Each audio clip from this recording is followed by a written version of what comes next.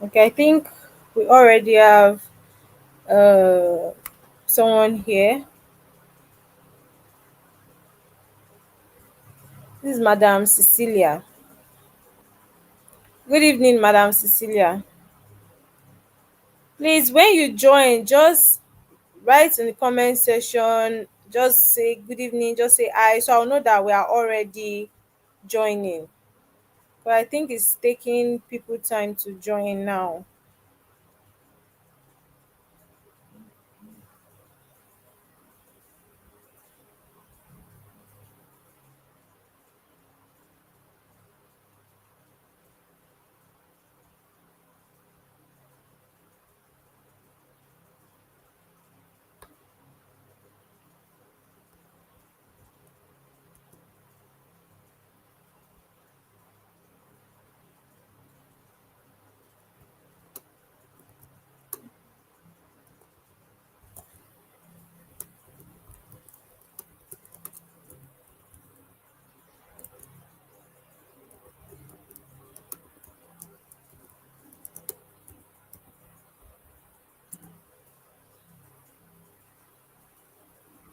Okay.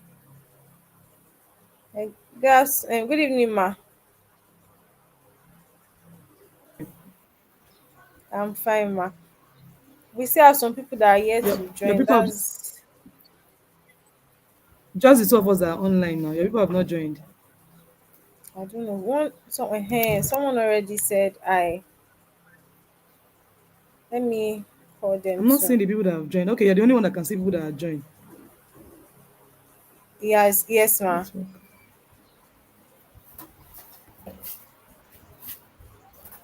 On the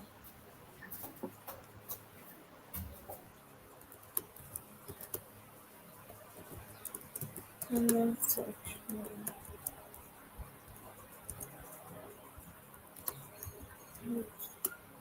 I'm trying to tell them.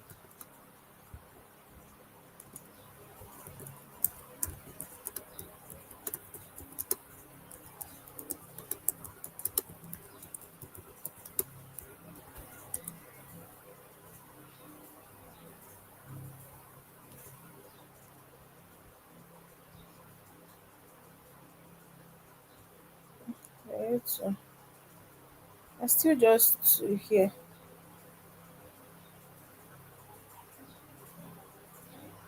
Class. Yes, ma. How many people are you Mike, expecting I to join the can class? like we're seven. We're supposed to be How seven. many people are you Eight. expecting to join the class? We're supposed to be eight. Oh, network. Mona. Hello, Mike. I can hear you, ma. Okay. We're supposed to be eight, ma. Hello, ma.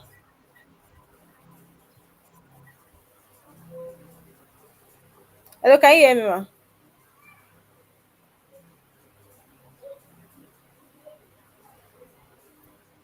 Can you hear me, ma?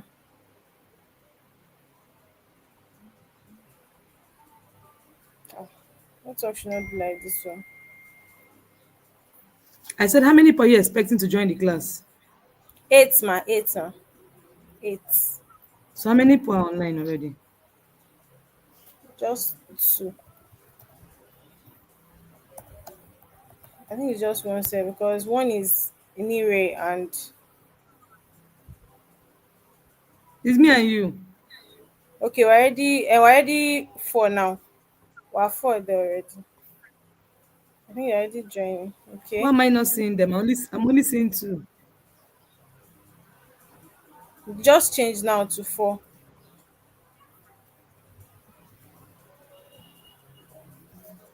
Can I'm you actually can in the you hear village. us? You traveled. See, I'm I know in we're the around. village. Eh? Okay, yes, you traveled. I thought you are back. It's tomorrow I return. This one will be calling me. Okay. Okay. I think they can hear us. Let me let's begin our class. So, good evening, everybody. Good evening. My name is Adedoyin, and I'm the administrator for NIRE. And I'm so excited to welcome everybody to the last bootcamp for this year. So, as we all know, this is NIRE, the Nigerian Training Institute for Real Estate Entrepreneur, and NIRE is designed to expand both as an aspired realtor or consultant or investor or even an experienced already an existing realtor. NIRE is designed to expand your knowledge in real estate industry. We're here to teach you about the certain things you need to be who you want to be in the real estate world. So, and this boot camp is going to be the beginning of it. So it's going to be all about introduction and just telling you all you need to start as a realtor in the real estate industry. So before we begin, I would like every one of us to go to the comment section and write your name, how you want to be addressed, your name, where you are hearing us from. I'd like to know where you are hearing us from, your name, where you are hearing us from, and what you're expecting from today's class. So, if let's say our first person tell us your name, where you are hearing us from, and your expectation for today's class before we proceed.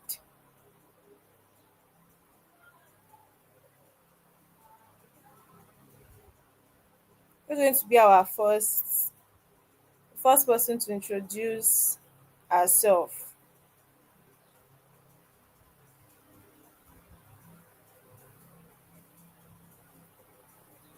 Can everybody hear me? Okay, okay. We have Madam Olabimpe Miracle from Nigeria. Where in Nigeria, ma? Where in Nigeria are you listening to us? What state in Nigeria are you listening to us, ma? Okay, okay. So your expectation is to learn how to earn from real estate. That's very nice. Okay, from Lagos. So we have Madam Bimpe from Lagos here in Nigeria, and our expectation is to learn from real estate, how to earn from real estate. That's nice. You are welcome, ma. You are welcome, ma. So who's going to be the next person to introduce?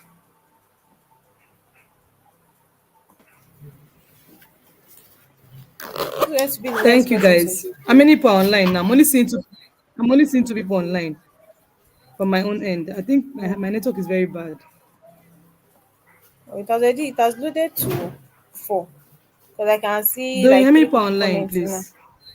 Four, ma.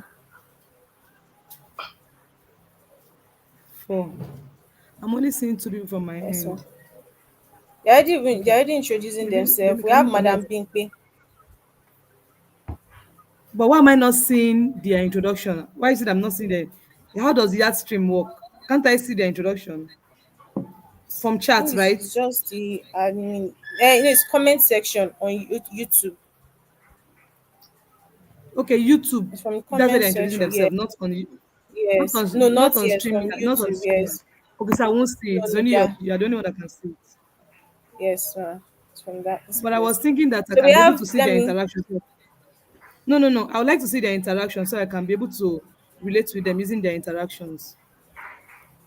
So I would That will have be to on log into YouTube. Trusted Choice. You, I should go to your YouTube, yes, Niren yes, ma. YouTube. Yes, ma. Okay, so okay, no problem. I'll go to your Niren Um, YouTube. Hello, it so should be you talk doing to on them. Ma, the live ma, session. really? We only have No, Miss if Madam Adebimpe that has introduced herself. let me go to YouTube. All right, ma.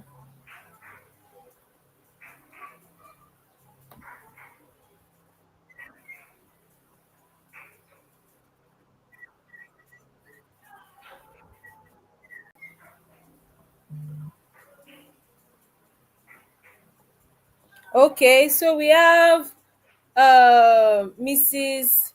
Favor here. We have Mrs. Oshi from Lagos. And our expectation from today's training is to learn how to help people to acquire properties. Yes, ma. You're in the right training, ma. You're welcome, ma. You're very, very welcome, ma. So she's the second person introducing herself now.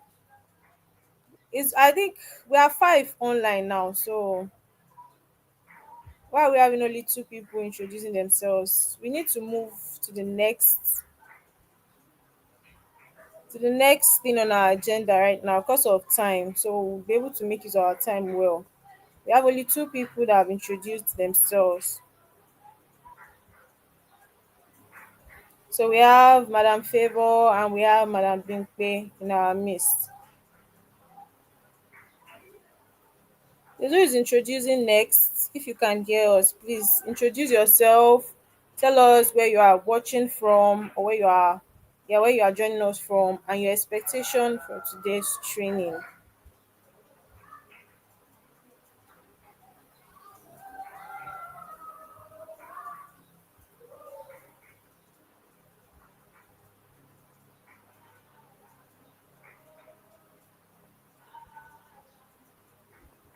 Ma, Ma, your mic is muted. I know I'm Ma, you muted. I mute. know I'm muted. Ma. Oh, okay. Okay, ma. So who is coming in next? Who's introducing next? So we'll move to the next session and make use of our time well. Time is going already.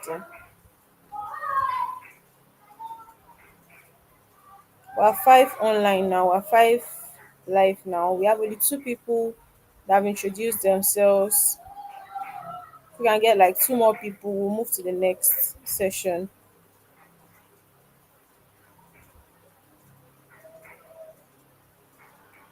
Okay. We have one of our moms, one of our boss with us.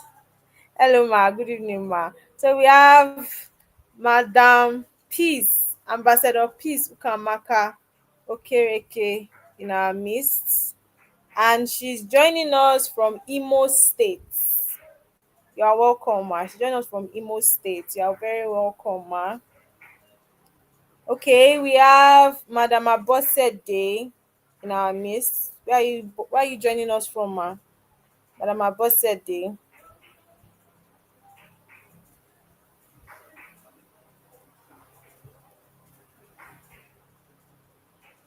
We have Madam Abosede in our midst. We have Madam Ambassador Peace Ukamaka. We have Madam Favor and Madam Pinkpe in our midst. So, Madam Abosede, where are you joining us from and what's your expectation for today's training?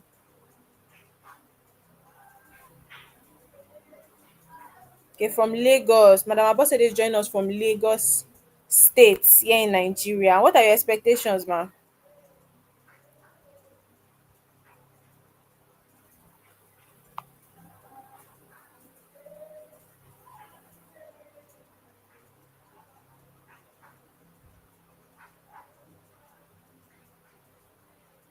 We're waiting on you, Madam Abosede.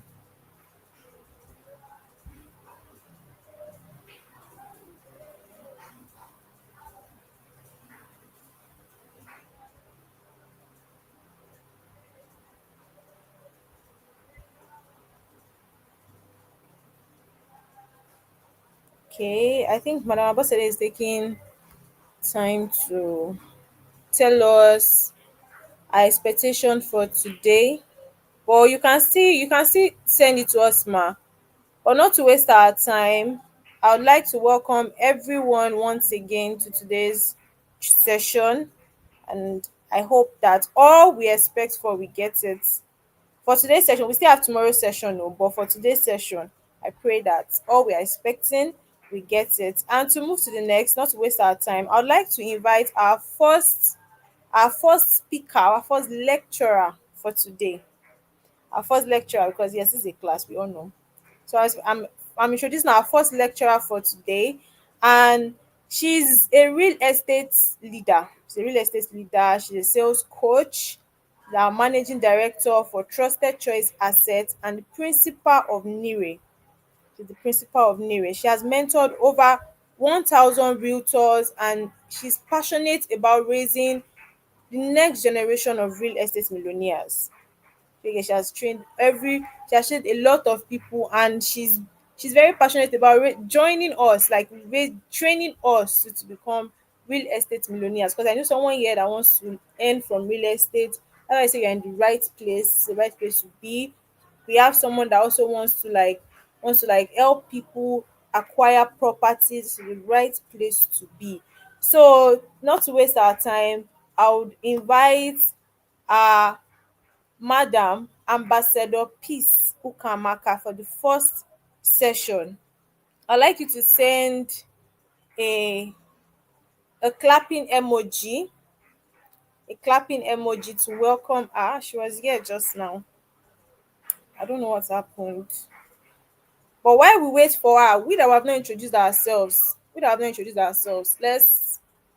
let's hear. Just tell us your name, your where you are joining us from, and your expectation after today's training.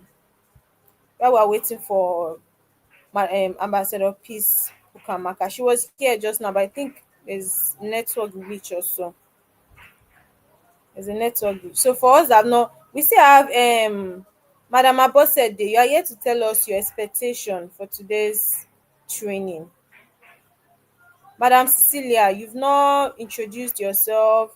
You've not told us where you are hearing us from.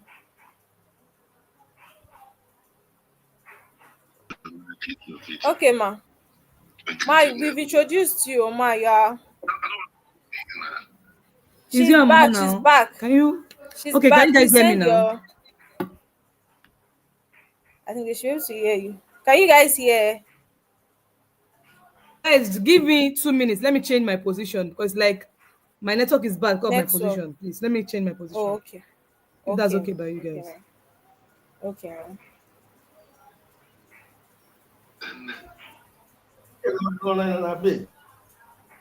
Okay. So why she change her position? We that are here to introduce ourselves. We would like to get to know everybody because we still have tomorrow. So let's get to know each other. I think we're just four that have introduced ourselves. I've introduced myself. My name is Ade Doing and I'm the administrator for Niwe. I'll be your anchor for this training.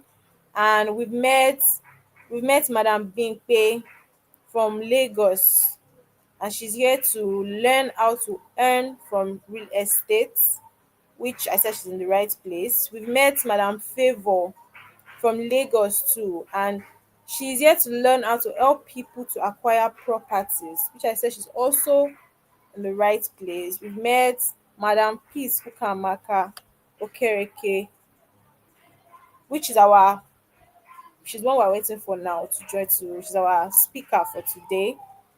And we've also met Madam Abosede from Lagos State. Madam Abosede is here to tell us her expectation. Oh,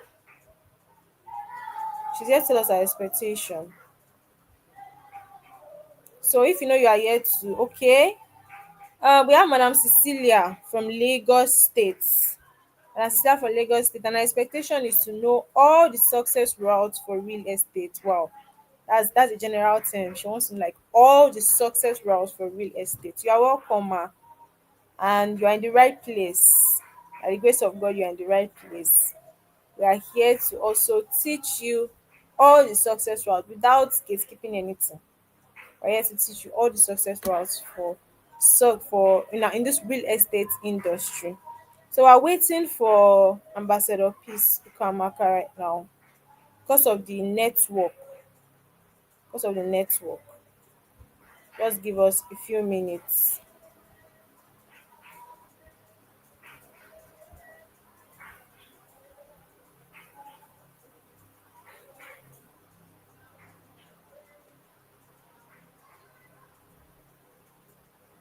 I don't know if people are finding it hard to join. It's probably network.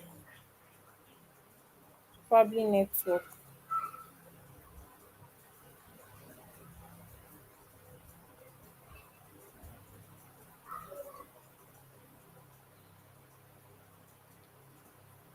If you are here to introduce yourself, please you can still just type it at the comment section and let's read it out for every other person to identify you and your presence in our midst. While we wait on our first speaker for today, for this evening,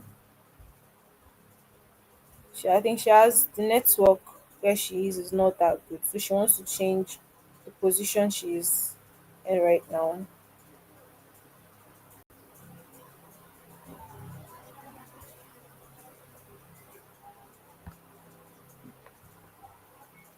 So I want to believe that Okay, my network can now allow me work from here now. yes, ma. All right, guys. Thank you very much for your patience. I can see. I can see Lola Ola Lala Oluwatobi. I can see Digital Bingbe. I can see Adeshino Abos. I can see Abudulai Cecilia. I can see Chinene Favor. I can see. So, guys, if you can see me, go to the comment section and type. I can see you, ma. I can see you. Go to the comment section and type. I can see you. I can see you, Madam Peace. I can see you, Madam Peace. Go to the comment section and type. I can see you. I'm waiting for you. I'm actually on your YouTube live to see. Um, Go to the comment section and type. I can see you, ma.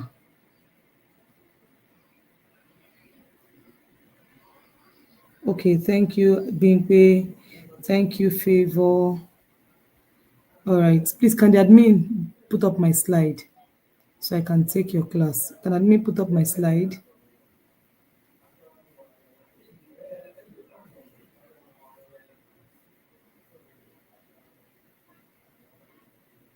Admin, kindly put up my slide.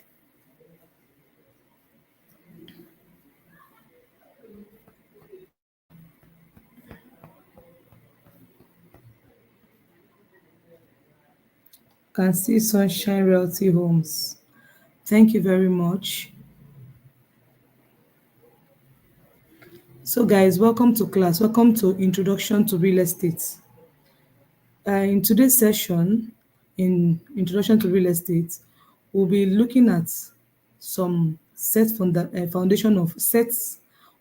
and performances for a real estate person to thrive in the market. All right. Please, I want to be sure that the admin is on this call. I don't know how to throw my slide without the admin.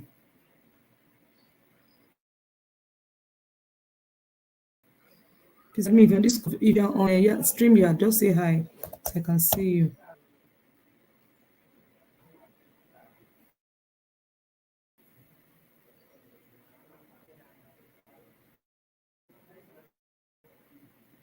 All right.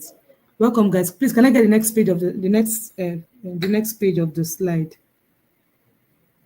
Okay, so my name is Ambassador Pisu Kamaka. By God's grace, I am the MD of Trusted Choice Asset Limited, a real estate, a fast-growing real estate company in Nigeria, with a head office in Lagos and branch office in Enugu. By God's grace, I'm a real estate developer. I'm a sales coach. By God's grace, I've written multiple books, and I'm also the principal of the Nigerian Training Institute for Real Estate Entrepreneur, a school that was set or put up to help people who are interested in thriving in the real estate sector, or people who intend going into the real estate sector and want to make money through the real estate sector, or want to set up something for themselves in the real estate sector. NIRE was put together to help them understand the nitty-gritty of the industry and help them thrive, right? So by God's grace, I happen to be the principal of NIRE. And it's also interesting to know that I have facilitated several real estate trainings. I've hosted real estate hangouts, conferences, workshop, including certified real estate consultant course and sales chat box, which takes place every February in every year, and have mentored over 1,000 realtors and aspiring developers. So these are some of the reasons why it's important to pay attention to every single thing I'm telling you in this class, because by the special grace of God, I am not going to be telling you what had been read from a book. I'll be sharing experiences. So if you're ready to gather experiences and also learn, go to the YouTube comment section and type experiences, experiences. I'm waiting for you. Type experiences. Next slide, please.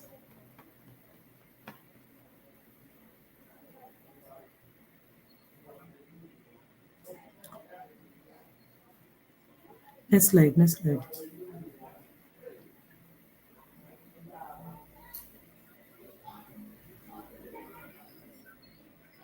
Thank you, Bimpe. I can see you have typed experiences. So when you talk about real estate, when you talk about real estate, what to your mind? What comes to your mind? I know that a lot of people, the first thing that comes to their mind is property sales, house sales, right? But real estate is is much more than property sales and house sales. Okay, so I would want you to go into the comment section, because this is not, I am not here to do preaching. I'm here to teach you. All right. So, and I want your full participation. So I need you to go to the comment section and tell me what real estate actually means to you. Go to the comment section and share what real estate means to you. Or when you hear the word real estate, what is that thing that comes to your mind? Please go to the comment section and type it. Oh, what comes to my mind when I hear the word real estate is this. Go to the comment section and type, say, this is what comes to my mind when I hear the word real estate. I want to see it on the comment section fast, fast, fast, fast, so we can move. Okay. Bimbe says that lands and property comes to her mind. I need another person to tell me what comes to your mind when you hear the word or when you see the word real estate. Bimbe say lands and property. This is not it's a class. We must interact. We must talk about it. All right, so that we can all learn. Nire admin says sales of land and property. Sales of land and property. Let me see another person, then we can move on from here. Let me hear another person. When you hear the word real estate, what comes to your mind? Guys, let's be fast. Let's be fast so we can move.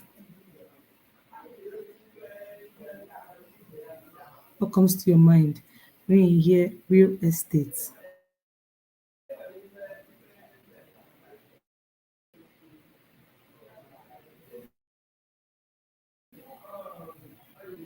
I'm waiting. Is it next?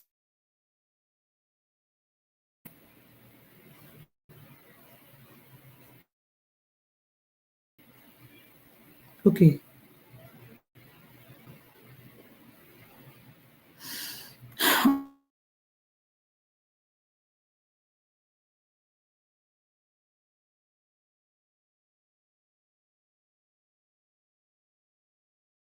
What real estate means and how it works, identify the key features and unique characteristics of real estate, differentiate between the major types of real estate, recognize the important players that makes up the real estate ecosystem, understand the opportunities available in Nigeria real estate markets, apply this knowledge to communicate better with clients and close more sales.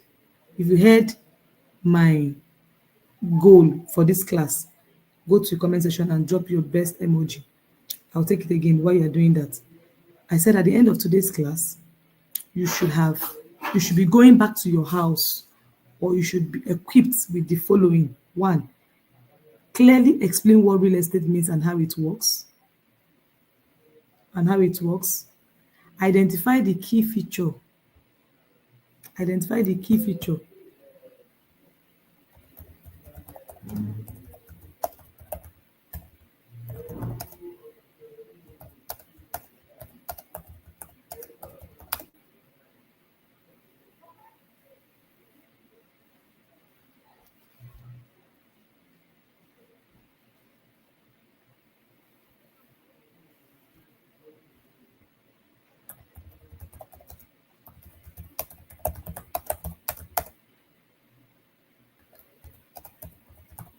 Guys, are we there? Okay, fantastic. Okay, that means you all heard me. So can I get my next slide, please?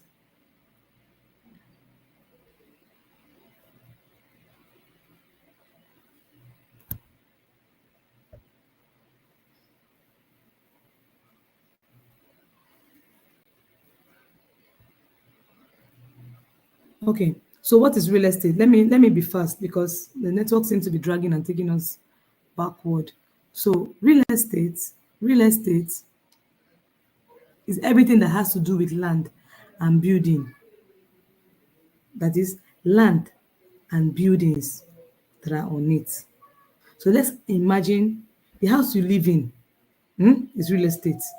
The school, the school building that you go to take your classes is also real estate. A shop, a church, hospital, or even an empty field is also what? Real estate, right? So when you hear real estate, what should come to your mind should be a house, a building, a church, a shop, anything that has to do with accommodation should come to your mind, and that they are all what? Real estate. But I also want you to look at it from another perspective. Life started with real estate.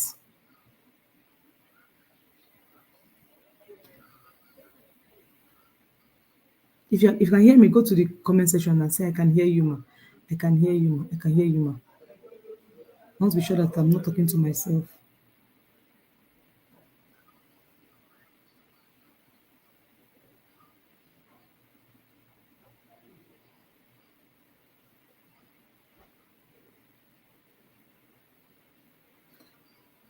Thank you, Bolua. Thank you. So real estate refers to land, anything that is permanently attached to the land, whether natural or artificial.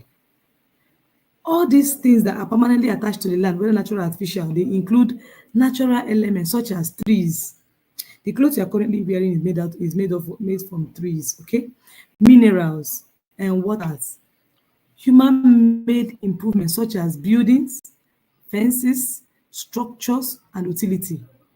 Rights right associated with land such as air rights and surface rights.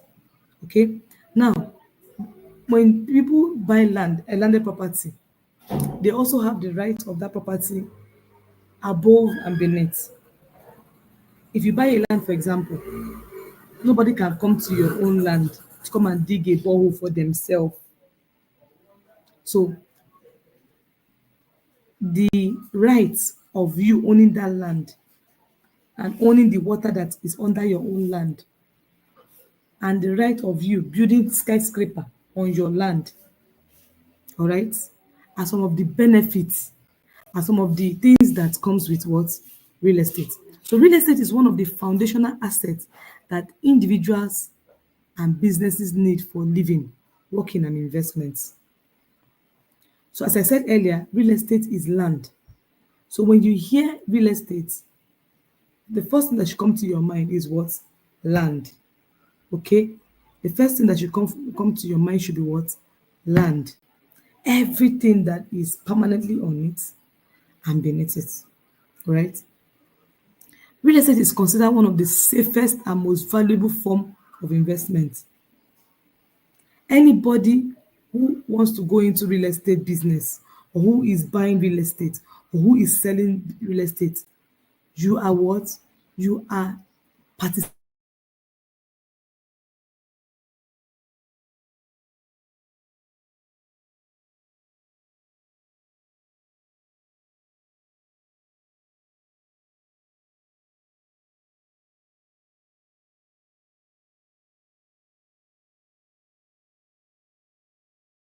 insurance policy for your child so that when you are dead, we'll call my company will take care of your what do you call it, your family.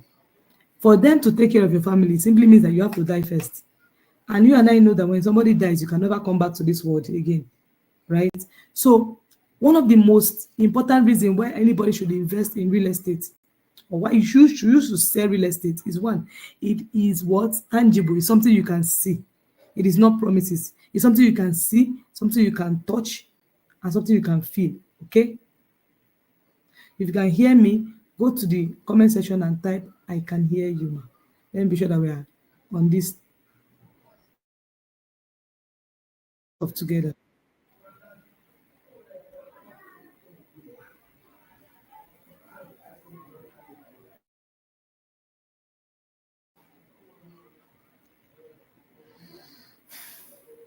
Go to the comments, I can hear you, ma, so I can know we are together. Oh, fantastic. Thank you. Thank you for that.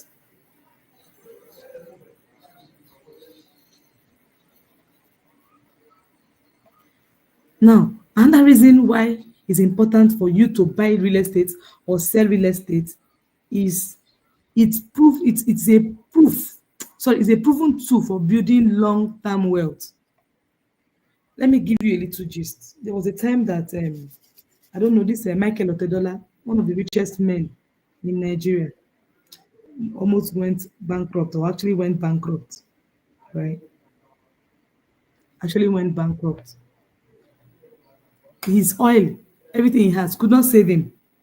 What saved him was properties that his father owned and the one he bought. Those are the things that he went ahead and sold and recovered himself. Okay. So if peradventure Otedola does not have those properties at that time, my sister, my brother, he was going to go bankrupt and nobody will hear his name today. Okay. The Dangote that you are hearing, Dangote is so much rich in lands. You may think that the major wealth that Dangote have is his refinery or whatever, sugar, salt, cement that he's doing here. And no, is his landed properties. Do you know how many thousand hectares of land that he has in that project of refinery? Or do you want to measure, or you want to check, or you want to count how many properties he has in all the states in Nigeria where he owns his offices, his depot? I don't know if you're getting me. So real estate is a proven tool for building long-term wealth. Someone like Otedola can never, excuse me, financially. Someone like Dangote refinery, like Dangote now, right? Even if it's refinery, which I know that cannot fail because he's also getting the produce from real estate, because the oil that he's drawing out and refining and selling is coming from the earth and coming from his own portion of the ground. So it's important you know that real estate is a proven what? Is a proven tool for building long-term wealth. So if you are a realtor, someone like Modupe, someone like Chineye Favor, I think I know these two people majorly in this on this call, and you have been selling real estate and you don't have a property in your name, you have not started building wealth. If all your properties are intangible assets, you have not started building any wealth. It provides stable or recurring income, especially when rented out or developed. When you have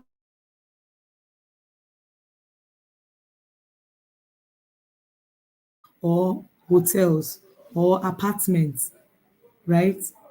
You can earn rental income. What are we talking about? We're talking about the importance of you participating in real estate, either as a developer or as a salesperson. It, it gives you monthly, daily, yearly rental income. All right. It gives you monthly, yearly, daily rental income. I know somebody will want the daily ma. How is it giving me daily rental income? I know the realtors in our midst here knows about short-let business. Short-let business is an opportunity for you to own houses and furnish them and put them on rent, and people will be renting it from you every day. In some places in Lagos now, for example, you can rent a house for for 200,000, 200,000 naira per day. They'll tell you that they will give you free Wi-Fi, they will give you 24 hours power supply, they will give you all those things. However, the rent is 200,000 naira every day. So if a person stays in that your apartment for 30 days, do the math and see the massive, stable and recurring income that real estate business can give to you. Okay. Real estate also serve as a strong hedge against inflation because property value typically rises over time. So let me explain this inflation for you. Let me explain this inflation something for you. So let's say for example now, for example, you bought a book for 1,000 naira. If you wait 2 years, that same book might still cost 200,000 because things usually become more expensive over time. This is called inflation. If you understand what I just explained about inflation, go and type inflation. Let me explain it. I need you guys to understand this thing. Type inflation, inflation, inflation, inflation. Let me see. Inflation, inflation. Go in the comment section. I want you to understand how real estate can serve as an hedge to inflation. Go and type inflation in the comment section, please. Type inflation. Oh, thank you. Bowo Foluwa. Can see you type inflation. Please let me get two more people type inflation in the comment section. I can see Pipe typed inflation. And I need one more person to type inflation so I can move on from here. Let me explain it again.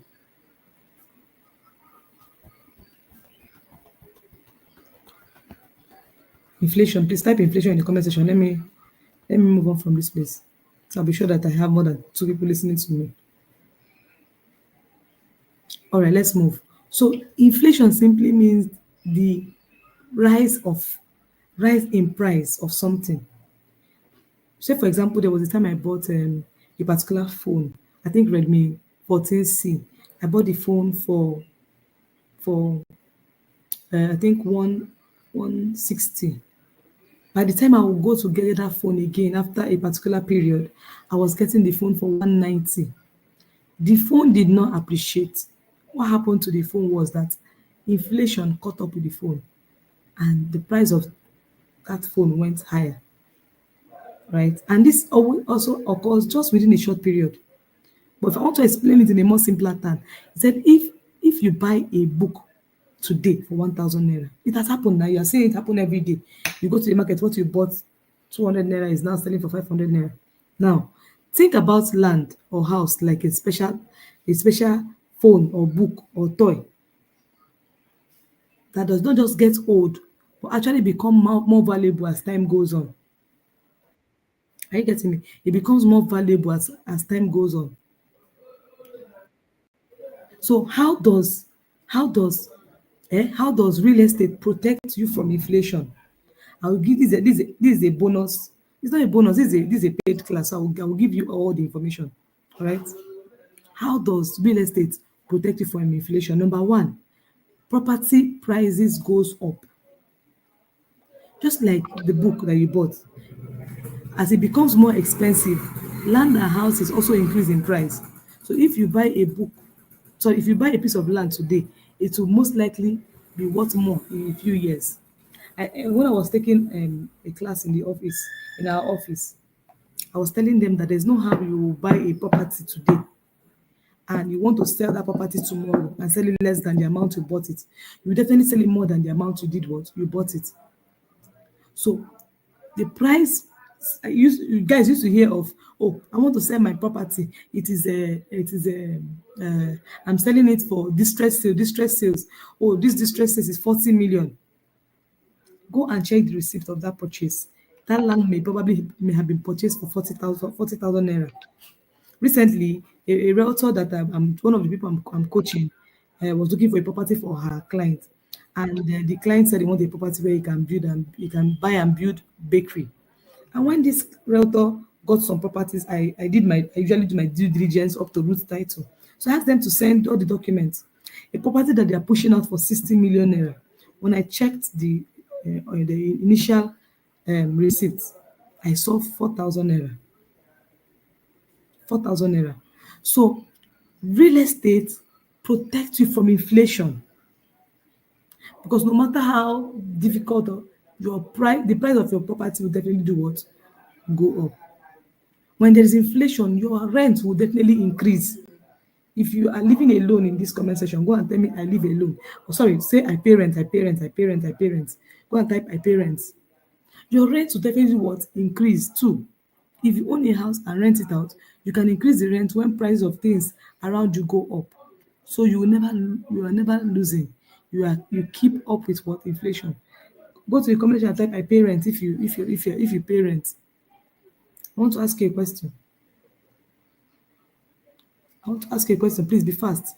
Go to the comment section, type I pay rent. At least one or two persons type I pay rent. So I can ask you this question. I told you this class is not going to be more, it will not be majorly me. You have to also participate. So I'll be sure that you are hearing me.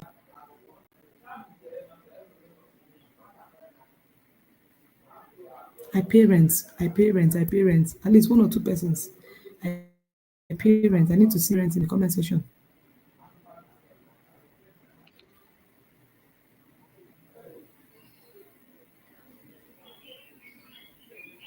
I need to say I pay rent in the comment section, please. I pay rent. Oh, fantastic. Multiply, you pay rent. So what that simply means is that the rent you paid 4 years ago, I want to believe it's not the same rent you're paying now. Can you share with us how much you paid 4 years ago in your current house and how much you are paying now? Let us type how much you are. Okay, that's not Modupe, that's favor. How much was your rent in your house? Let me say 2 years ago. Yeah, I believe your husband would have told you, right?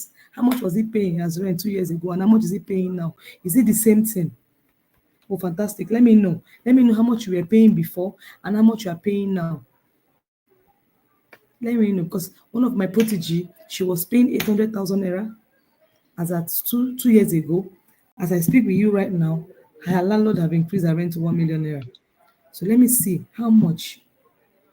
So you can see that with this explanation I gave you, the landlord that owns that house where my protege is living is not losing out. The house, he has built it since. Oh my God.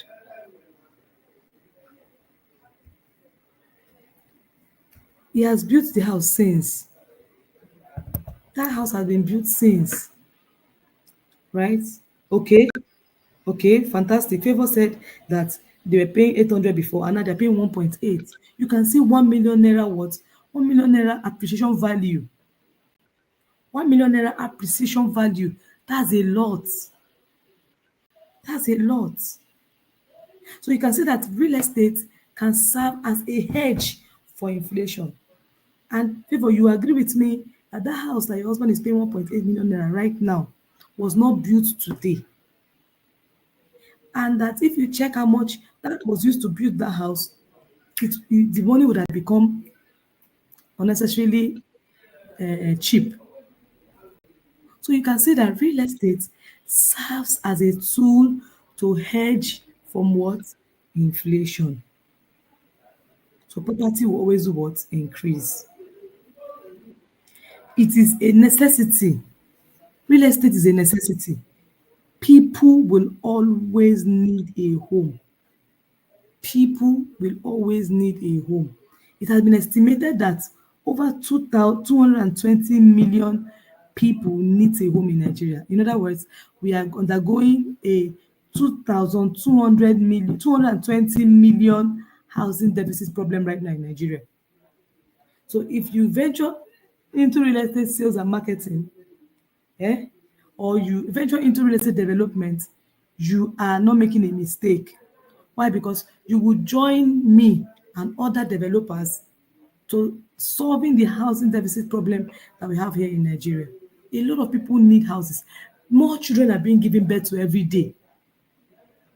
How many of you are living with your parents in this comment section? Please let me see. I'm living with my parents. Just type I'm living with my parents. Type I am living with my parents. You're living with your parents. Please let's if you're living with your parents, type I'm living with my parents. I need to understand my audience. Okay.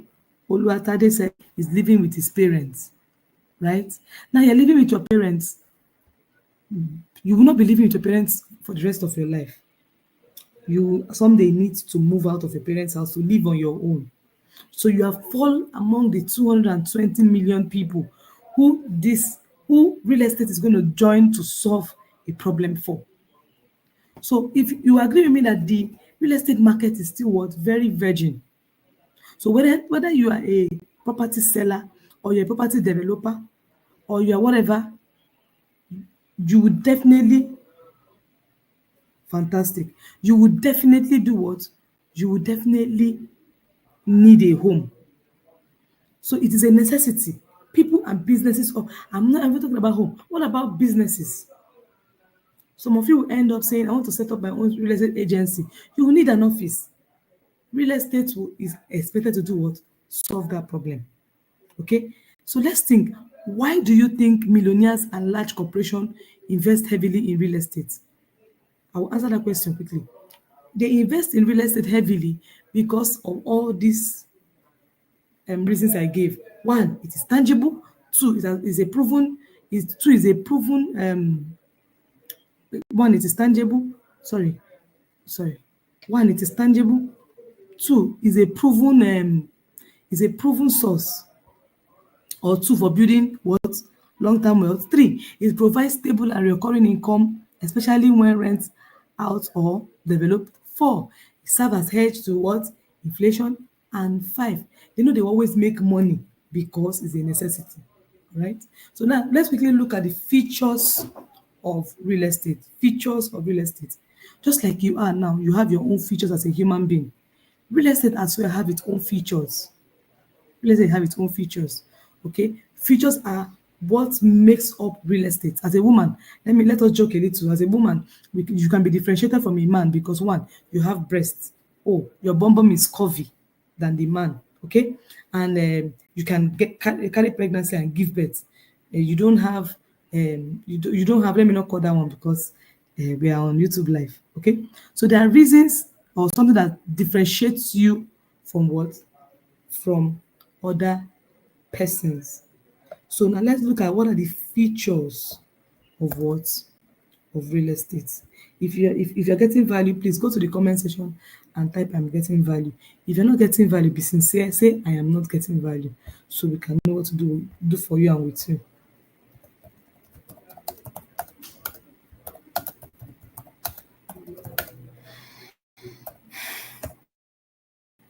Go ahead and type I'm getting value.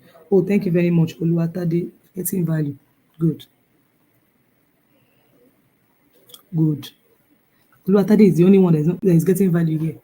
All right. So even if he's the only one, I guess network is affecting other people. Let me move on. And let's look at the features, right?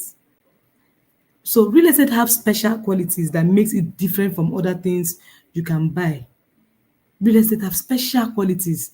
When I make some of these qualities, I need you to write them down, are the things that make you to know that what you're buying is what? Real estate. Okay?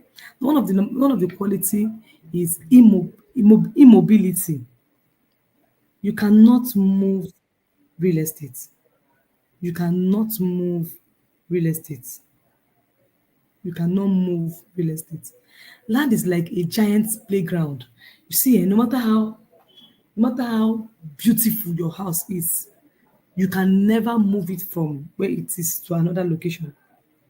Yes, there was a time my company we did a retreat, and I love the four-bedroom duplex we used for the retreat. And that place is so portable. It's portable like me, so I like it. Yes, and I like the fact that I'll have to climb up. My room is in the last floor. Oh God, I feel like I should not go. But no matter how much I liked that place, I cannot move it from where it is to where I have my landed properties. I cannot move it because real estate is what is immobile. You can't move it. So no matter how strong you are, you can't pick up a house or a land and move elsewhere. It stays exactly where it is forever. So whenever people say, ó gbalẹ̀ wọ́n mi, ó gbalẹ̀ mi lọ́wọ́ mi, and I'm like, báwo ló ṣe gbà á? Did he carry did he carry the land from that place? So one of the major features of real estate is that it cannot be what? Moved. Real estate is indestructible. Yes, I know that they can bring bulldozer and bulldoze the house and it will go down, bim. House is a temporary structure on real estate. Remember when I was defining this, I said land, everything permanently attached on it and beneath it. Are we getting value? Land. So land cannot be what? Destroyed. You can break a pencil, you can tear a book, but you can never destroy land. Even if building falls, the land is still there. So land lasts forever. Even when erosion eats up the surface of the ground, you can get sand and fill it up. Land is indestructible. All right. Then the number three feature is it is unique. Every piece of land is what? Unique. They are what? Unique. Even if two land are side by side, they are still not the same. There's something I usually teach my students. I said, when they build houses, and build it in blocks. If you go to this block and take the coordinates of this block, it can never be the coordinates of the next block. There must be differentiation. Even the land that is beside each other, side by side, they are different. So every piece of land is what? Different. All right. So the fourth feature is high involvement. It takes a lot of work to buy or sell real estate. It takes a lot of work. And that's when I see realtors are just, I want to join real estate, I want to join real estate. Come to Nire and learn so you don't get in trouble. It takes a lot of work to do what? To buy or sell real estate. Okay. Okay. Because you must do proper documentation. You must do legal check. You must have money. You must have legal agreements. So buying or selling real estate, you must do your homework. Another feature of real estate is that it appreciation nature. Real estate usually appreciates. And whenever it appreciates, it becomes more valuable over time, right? If you keep 1,000 naira in your pocket, it will stay just the same. But if you use that 1,000 naira to buy land, its value will go up, especially in an area that is growing very fast, right? It's just like when you are planting a seed and that seed later becomes a giant tree. That's a very good analogy for to understand appreciation in real estate. All right. So in a nutshell, real estate is special because you can't move it, you can't destroy it, every piece is unique, buying it needs careful steps, and it grows in value over time. So if you understand all I just said now, go to the comment section and type, I understand, I understand, I understand, I understand. So I can move to the types of real estate.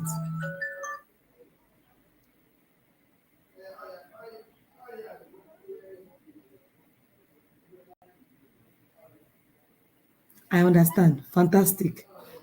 Now let's move to types of real estate. Now, the same way you have known today now that real estate cannot be moved, you cannot destroy it, it's unique, you need carefulness by it, and it grows in value. You also need to know the different types of real estate. If you don't know the different types of real estate, that's how you end up selling wrongly. When somebody meets up to you as a property salesperson today and say, Modupe, I want to buy a property, you ask the person, what type of property do you want to buy? What do you want to use the property for? And what is your budget? When you're able to ask these three questions and the person answer, you now ask, what location are you looking at?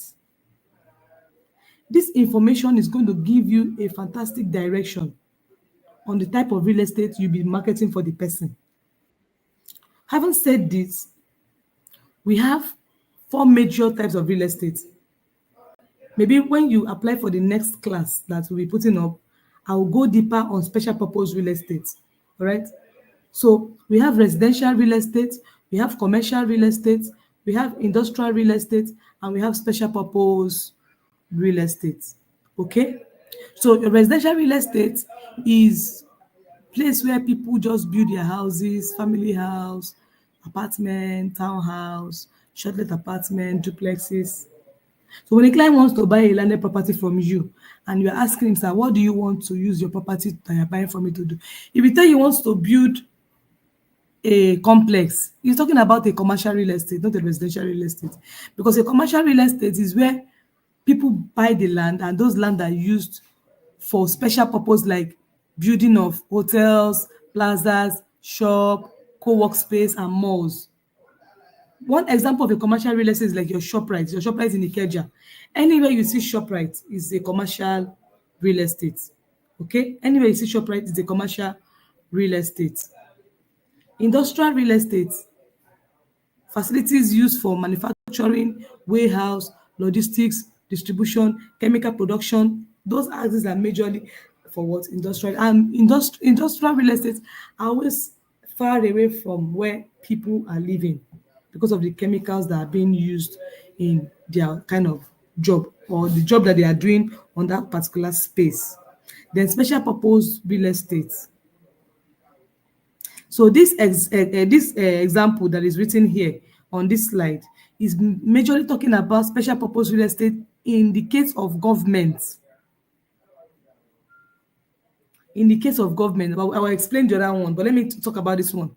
So government always keep aside landed properties for special purpose like community church, schools, community hospitals, government building, blah blah blah and blah blah blah blah blah blah blah blah like that. But in the real special purpose real estate, because some of these things, if you go to an estate building, an estate property, for example, now, they are factored into the estate and they are either carved out at the commercial location or residential location. For example, please, if I'm making sense to you, let me know. If I'm not, I can go back. For example, and um, schools and hospitals within an estate is carved out under residential part of real estate inside an estate. Schools and hospitals. Why some estate does not even allow church at all? And if they will allow it, they put it at the axis they tag as hospitals.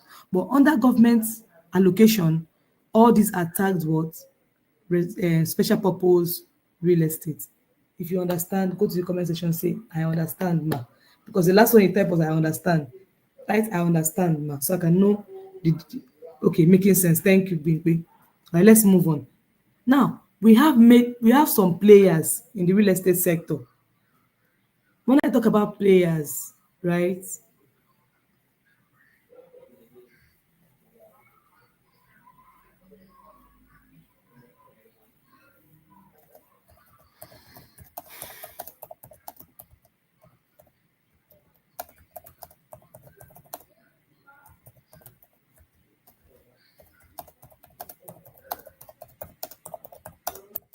I'm waiting for you guys. Okay. Two people have responded. I understand. Three people. Thank you very much. So let's move to players in the real estate sector. Players in the real estate sector. Players in the real estate sector.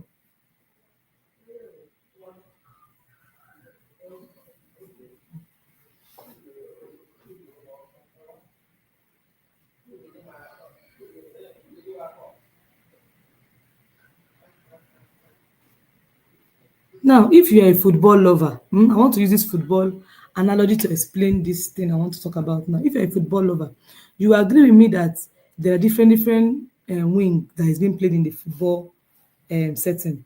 We have the right winger, we have the left winger, we have the right back, we have the left back, we have the right midfielder, and we have the left midfielder. Now, all these people are all playing in the same what? In the same football field, right? But the major goal is to score goal and for the particular team to do what? To win. Am I right? If I'm right, say you are right, ma. Type you are right, ma. If I'm right, what I just said. No, so we can move on. I said that in a football team or in a football match, there are different in a team. We have the right winger, we have the left winger, we have the right back, we have the left back, we have the right midfielder and the left midfielder. Now I'm saying that The all these positions are there. However, the actual essence is for what? Is for goal to be what? Score, and for a particular team to win. We have the wingers are fast attackers on the side of the field, while the wing defenders plays who protect the side, are the players who protect the side and help attack, and the wing midfielders help those who they are the ones that support both the attackers and defenders. All this explanation is, I'm using what you already understand and know, to come back to the players in the real estate sector. In the real estate is a very broad industry, and there are a lot of players in this sector, a lot. But we're going to be looking at the few within this ecosystem that that we tag as major, players, right? We tag them as major players.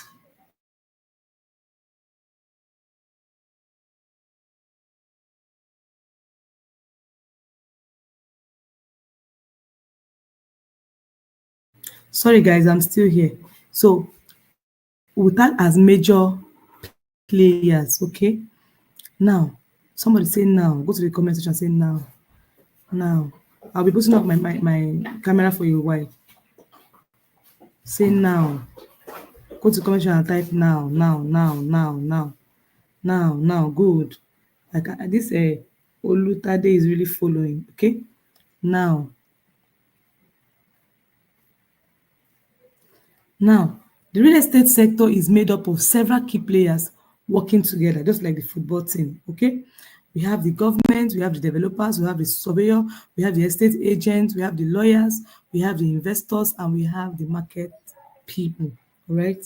So now, where do you fall in as a person in this class, or where do you intend falling in as a person in this class? Go to the comment section. I'll call your name and I'll write where you fall in or where you intend falling in these players. I think you're seeing my slide, so go through it and tell me where you think you fall in as a player in the real estate sector.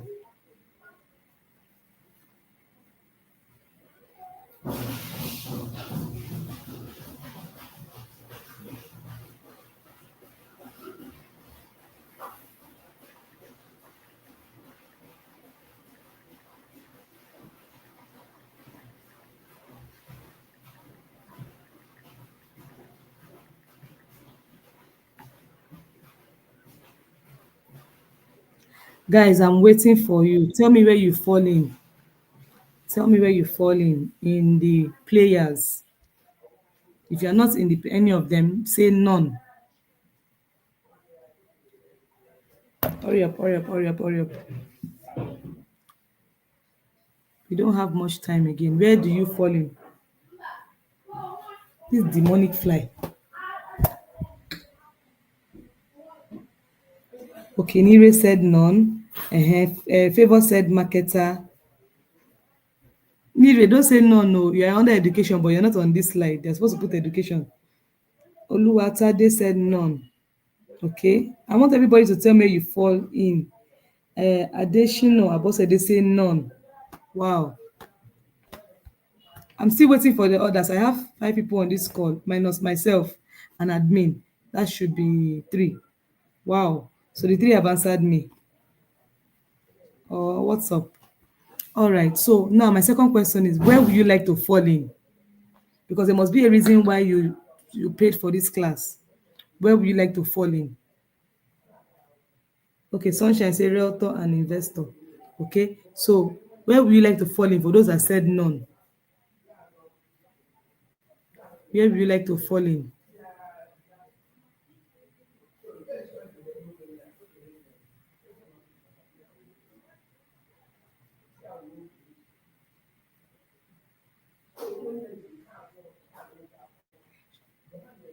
I would like to be a realtor, ma. Oh, that would be great. And I would like to coach you. I would like to coach you. I'm waiting for other people that said none. Additional Abosede that said now or none. Where would you like to fall in? Because you paid for this class. So paying for this class means that you want a change of status, right? So let me hear you. Go through it and tell me where you want to fall.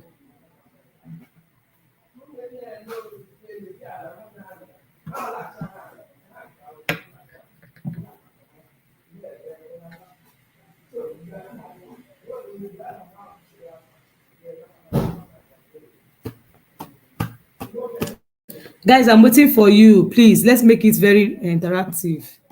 You paid for this class, so you should get the value. Additional, Pose. All right, let's move on. Since it's only additional we're waiting for. Now, from what you can see, in the ecosystem, the government are one of the major key players in this sector. And one of the reasons why it is like that, oh, Bimpe said she wants to be a realtor. That's great. One of the reasons, oh, she said she's a realtor. Okay. Why it is like that is because there's a law which we call the Land Use Act of 1978. By the way, I think our lawyer is taking you on a class today. So she's going to talk to you about real estate laws. Okay. So now there's a law that says that all land use act of 1978 says that all land belongs to the state government. Right? All land belongs to the state government. So because of that, anything called real estate, any property at all, it must go through the government. It must go through the government. You cannot say you own property without it passing through the government. So governments are regulators, right? They regulate land use and documents, right? And taxes and approvals. You get okay. People say she's marketing and she wants to become a realtor. That's fantastic. Now, developers they plan, design, and construct residential and commercial properties. And a good example of a developer is Trusted Choice Asset Limited. Okay. Now, surveyors they measure and map land boundaries and prepare what and prepare survey plans. Good. And estate agents are realtors are connect buyers and sellers and promote real estate listing. Lawyers prepare legal documents while investors invest their words funds. All right. All right. So you agree with me that real estate, the real estate sector is made up of several key players. There are construction of engineers. There's a lot. There are educators. I think education should be added here. Like Nire is an educator, right? They are part of the key players because without education, you can really not know much about the industry. I didn't just get up and start the industry, start making money in the industry. I had to go through the educational system that gave me the opportunity to do what? To be able to have the knowledge that I'm sharing with you guys today. So as I said, real estate has a lot of players. It's a very broad industry, right? And there are a lot of players within the real estate ecosystem, but these are the few that we'll talk about in this class. So, what are the next one is the Nigerian real estate market. I want to tell you a little bit about the Nigerian real estate market. The Nigerian real estate market, as I will always say, is still very virgin. Okay, it is still very, very virgin. A lot of people don't really know much about the real estate market, and that there are various ways people can make money through the real estate sector. A lot of people don't know yet, right? Now, there's a research that was done and said that as I said before, over 220 million people. Sorry, I meant there's a rapid the Nigeria right now has a rapid growth of over 220 people. Okay, over 220 people, and the current housing deficit right now is estimated at above. It's actually above 22 million units. It's above it. Do you get? And aside from that, growing urban states or cities like Lagos is already grown now, like Ogun State, because if you had gone to our site at Ogun State for location, you will see that that place is already opening up. But already grown locations like Lagos, Abuja, Port Harcourt, Ibadan, Enugu, and Asaba, right, is making the real estate market very, very, very lucrative and promising. And there is high demand for commercial space due to business expansions and business creations. And the increase of diaspora people investing in properties in Nigeria is also making the market very, very juicy. There was a research that was currently done that half, not half, about 30 to 70%, no, to 70, yes, 70% of investment into in Nigeria right now is coming from the diaspora. And as if that's not enough, there are still more private developers entering the market because of the flexible payment plan that the real estate market has to do what offer. So as a real estate marketer or somebody who wants to go into becoming a real estate marketer or who is already a real estate marketer, it's important you know that opportunities still abound in this industry. Through selling of real estate or through buying and selling of real estate, you can still gather a lot of money to start another business. I have a lady who today have a fashion house. Where did she get the money to set up the fashion house? It's through the sales of real estate. She earns crazy commissions. When she sell real estate, I have a lady in the insurance sector. By the special grace of God, I happen to come from the insurance sector. I'm an ex-insurance marketer. I marketed between 2016 to 2020 insurance. And I helped a lot of insurance people to move into the real estate sector. Okay. In helping them achieve that, I have seen a lot of them build houses in their village and in the city through the money they make through real estate. It's a particular one that I know. She set up a fashion house. She earns commission like mad. She earns like 3 million, 5 million, 10 million, 20 million. There's a realtor that entered 7 million naira commission in this real estate. So the market is very juicy. So if you are an existing realtor right now and you're earning less than 2 million, 3 million, you are just scratching the surface. People are earning crazy money. So there's a lot of opportunity in Nigerian real estate right now. So for those that intend that they want that are planning to enter, welcome. And starting by coming to Nire to learn about it, have given you a bigger edge because now you have a knowledge. Bible said that my people perish because of lack of knowledge. Now you will not perish in this space. Why? Because you have gathered the knowledge. You are closing that knowledge gap. So it's important you know that there's a lot of money in the real estate sector and people are cashing out on daily basis. This December period now, some realtors are sleeping and snoring while some are cashing out. Some realtors are going to be making a lot of money while some are thinking about a lot of money. Say, I will not think about the money, I will make the money. Type it. I will not think about the money, I will make the money. Type it in the comment section. I will not think about the money, I will make the money. So you need to make that money. Don't think about it. Make the money.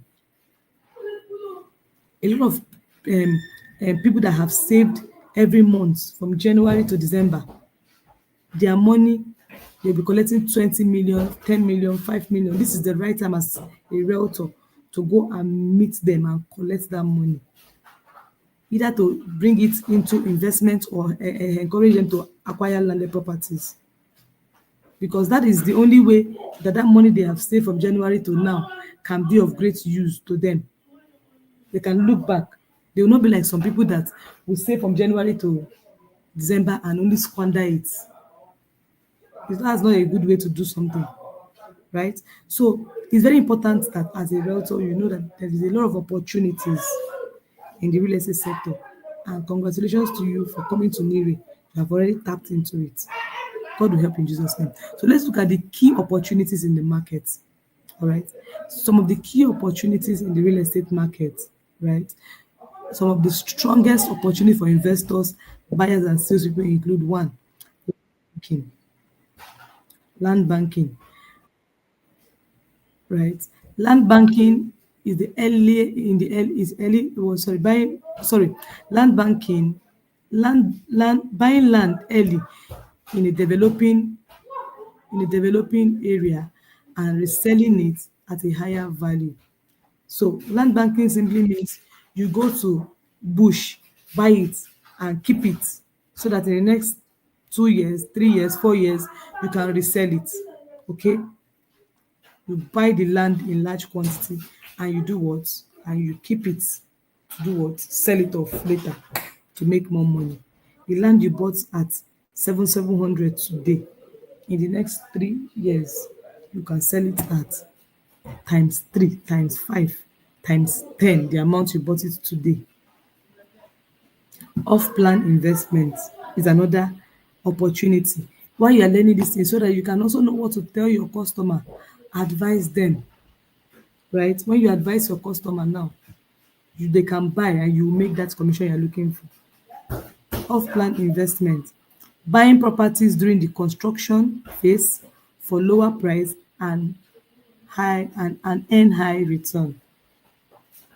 Off-plan simply means, oh, a real estate company, an individual wants to build blocks of flats here.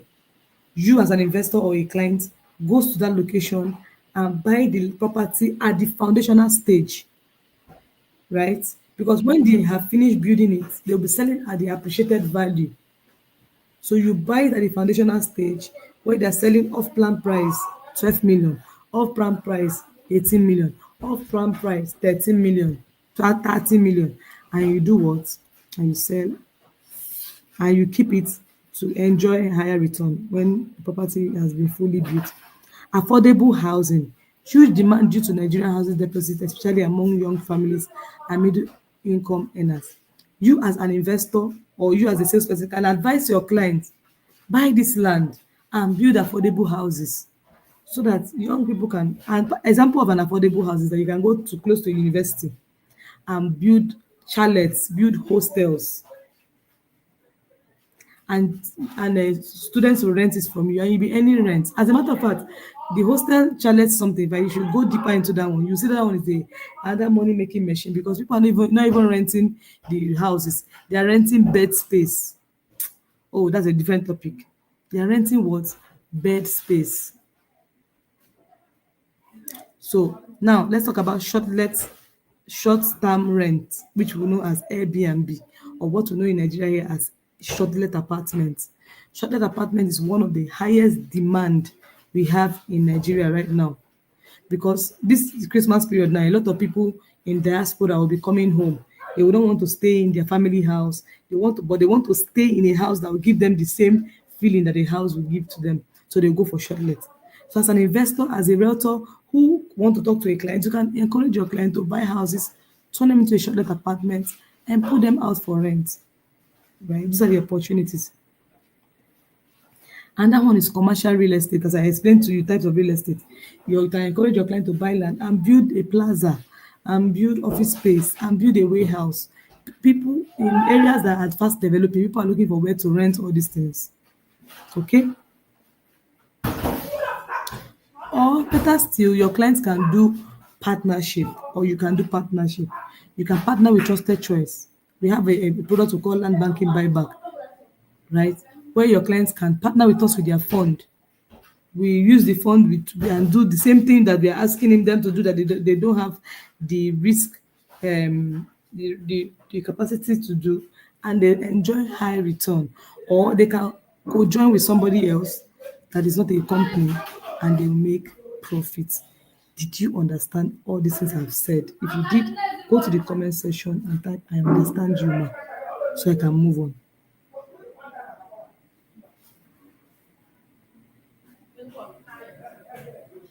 If you understand key opportunities in real estate, good.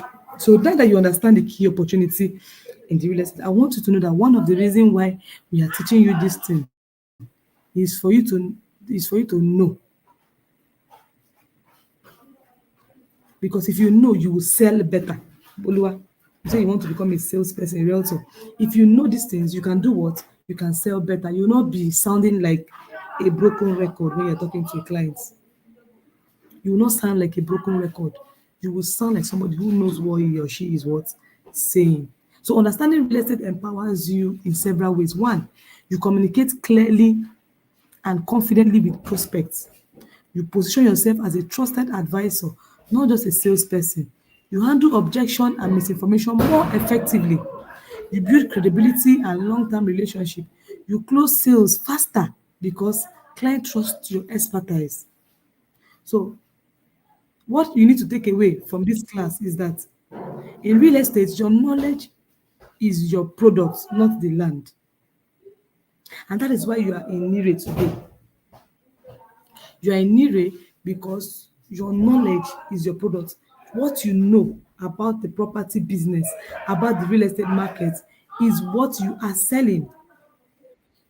So the customers will be comfortable doing business with you because you know what you are talking about. They will not be afraid to deal. Do you understand? Because you have gone to Nire and you have learned one or two things. Are you getting my point? So it's very important you know that knowing these things will help you sell better. Now, guys, I have a class activity for you which you need to do and get back to me. But this class activity is supposed to be for physical students. All right. So, but I would like you to take this as an assignment. I don't know. Please, admin, come live. I want to ask you a question. Admin, come live. I want to ask you a question. Yes, ma'am. Do they have a WhatsApp group that all of them are on? Yes, ma'am. So this class activity, you're going to snap it and send it on that platform. So you need them to do it and you submit it to me because they are our Okay. students. Yes, ma'am. So they're going to serve as the first NIRE online class alumni. So put this assignment for them. But this assignment is supposed to be for group, but I'm individualizing it. So they should do it as an individual and send to me. So you gather it, all right? All right, ma'am. All right, ma'am. Okay, So ma'am. guys, I need your questions. I need you to ask questions. So I can use your questions to because I'm done. My class is done. After the class activity is thank you. You can follow me on all my social media handle. So, but I need you to ask question. Drop my next slide, please.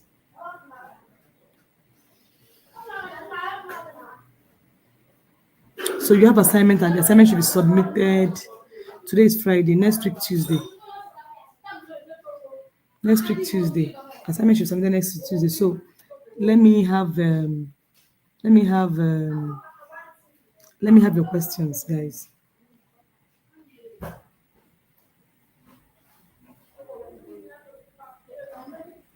Your questions. Questions. Questions before I go to becoming an exceptional realtor, please. Questions.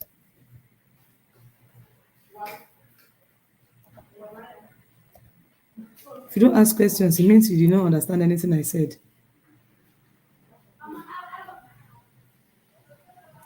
If you did not ask questions, it means that you did not understand all the things I said.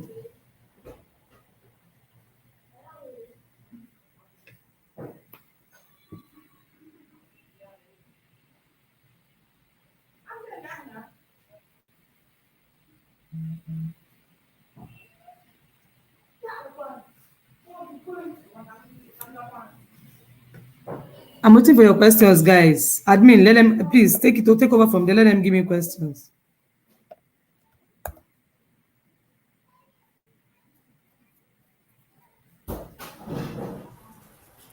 Please, if you Please, have any question, please let's ask our questions now concerning the introduction of real estate.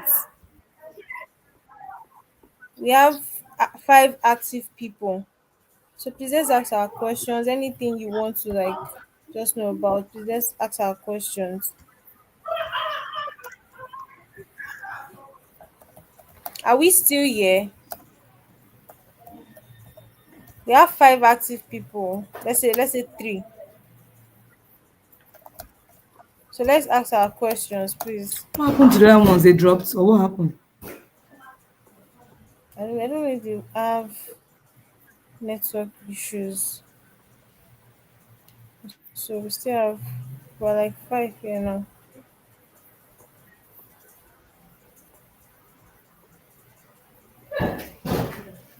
Let's move Anyway, forward. There's check your no time. WhatsApp. Let's ask our questions. Okay.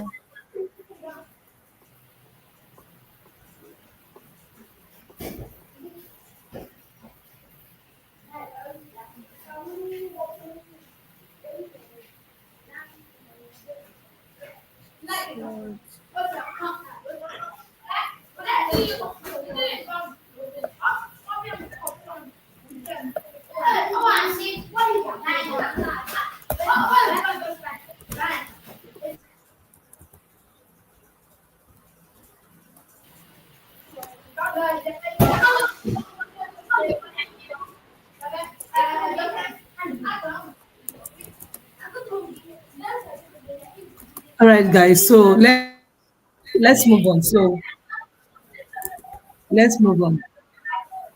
So if you want to move on, type move on, move on, move on, move on in the comment section. Move on.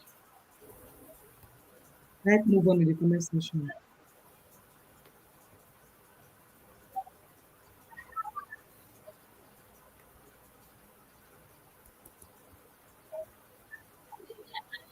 Type remove, remove, remove, remove.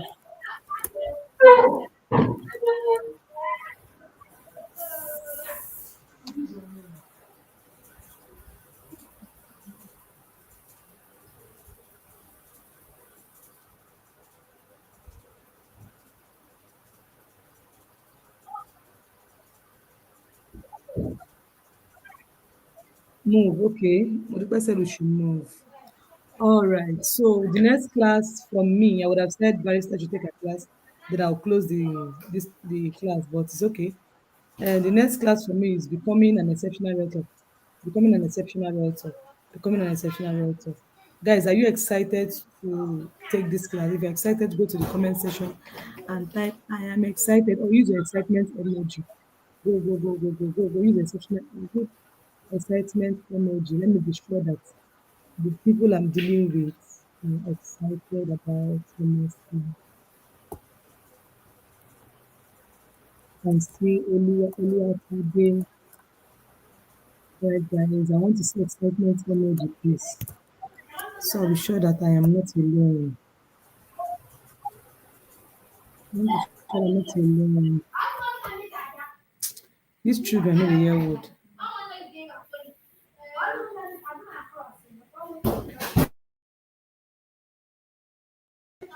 I told you that I am taking a class. You are making noise. Can you stop? I said I'm taking a class.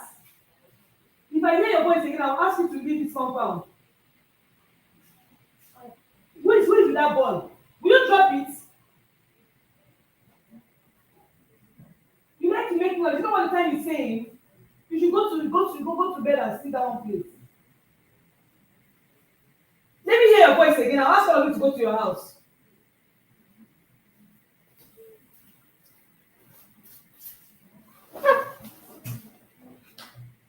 Guys, sorry, Jerry.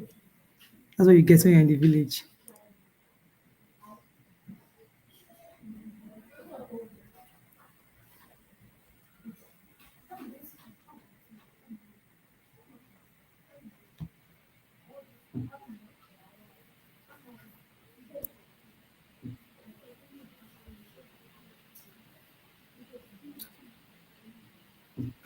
All right, so guys, the training objective says that at the end of this session, we must go home with one, evaluate your current state as a realtor. Underneath it, we'll look at who is a realtor and who is an extraordinary realtor. What's the difference between a realtor and an extraordinary realtor? What are the qualities of an extraordinary realtor? Then the second phase would be how to be client-centered, render exceptional service, build trust and relationship, go the extra mile. Then number three is how to be focused, develop your expertise and knowledge, develop effective communication. Now let's move. Who is a realtor?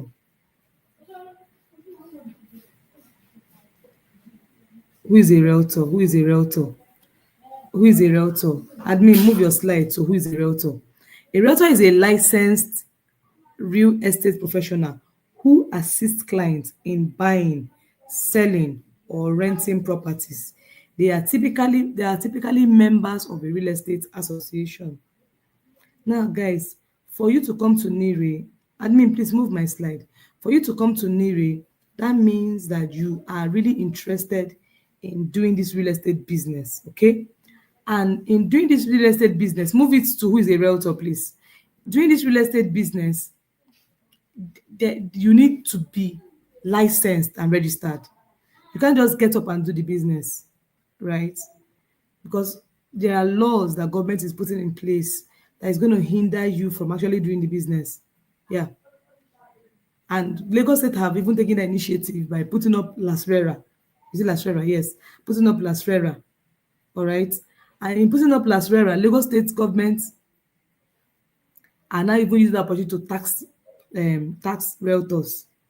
But notwithstanding, there is a community of a real estate agents group that you need for you to be part of the system, so that when some things that are not right are hit at you, you can go back to your community and say, I'm a member of this community, come and stand by me, come and help me. Or if you're in that community, you can get informations about what the government is planning or what they are intending to do, and with that you can be able to stand your ground. Or you can join a real estate company that's already licensed and registered.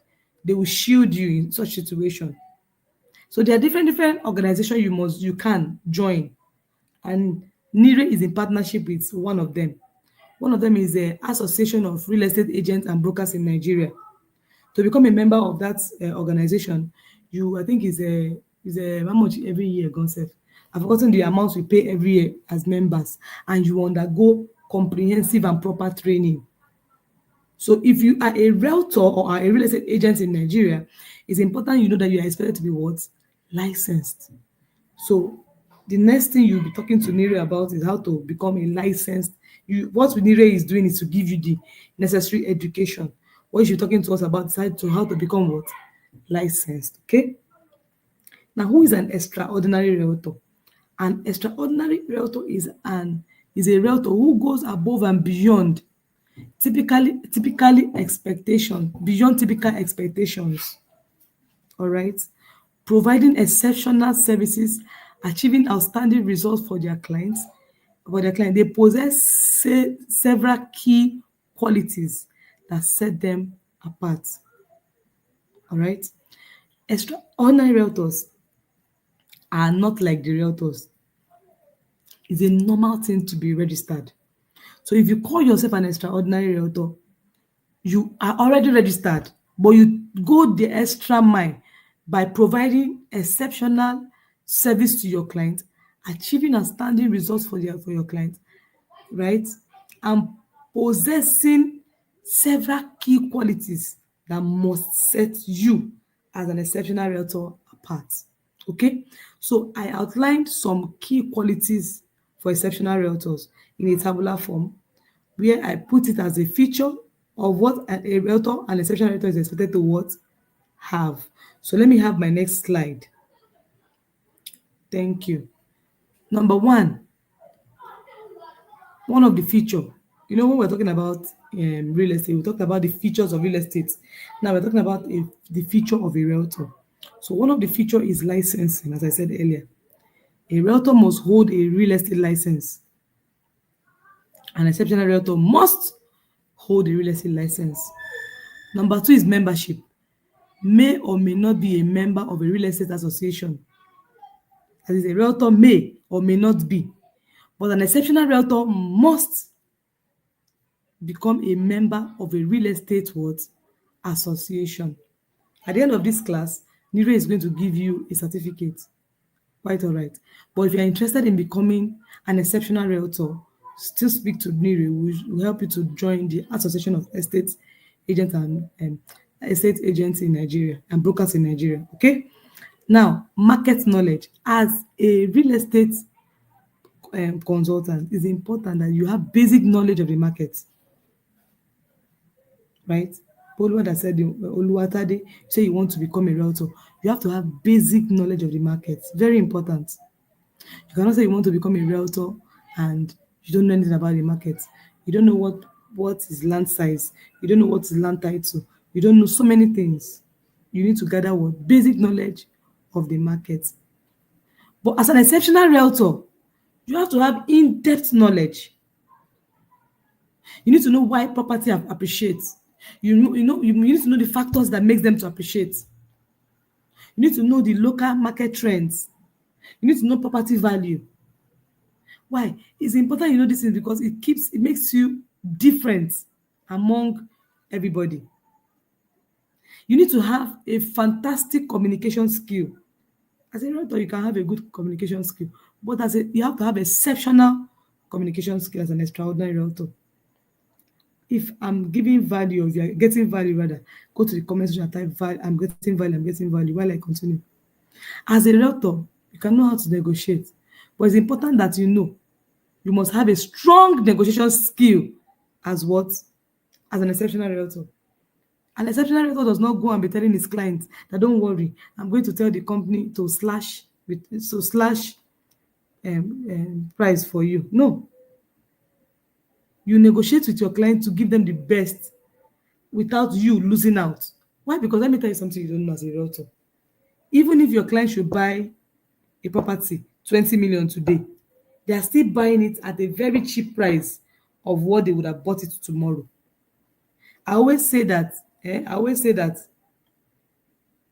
buying property today is buying the future at affordable price today. What it simply means that the future is expected to be expensive, but you are buying the future today at a very cheap price because tomorrow that future will be expensive. There was a time Ikeja was selling for 6,000 naira. But that's a Ikeja. If you go there, if you're not with 400 million, 500 million, you cannot buy property. Are you getting me? So as a realtor, you are expected to have exceptional what? Negotiation skill. As a realtor, you have to pay attention to details. When you are prospecting your client, you need to pay attention to details. A client is already telling you, oh, I have this money that I left in this thing, the money will be available tomorrow. You are still talking, talking, talking. That's when you should shut up and listen. Pay attention. A client is telling you that the property he bought, that the person did not the land grab the property, and all you are thinking about is how to collect commission. You are not thinking about, oh, this person said that his property was land grab, and switch to empathy mode. As an exceptional realtor, you pay what? Meticulous attention to details. Part of paying meticulous attention to details is that you pay attention even to the person's date of birth, marriage anniversary, child's dedication. These are what makes you what? Exceptional.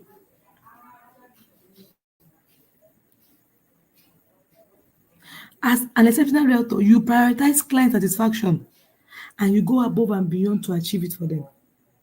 What you need is a client what? Satisfaction. And you do what? Go above and beyond to give it to them. As an exceptional realtor, you are expected to strive to exceed expectation. It's better for you to under promise and over deliver as an exceptional realtor than for you to over promise and under deliver. It's only just regular realtors that can over promise you and under deliver. Now I want to ask Madam Modupe something. I wish I can actually hear her voice, but unfortunately I can't. When you went to Ishura for your allocation, how did you feel? The trusted choice over deliver or under deliver? Go to the comment section and write it.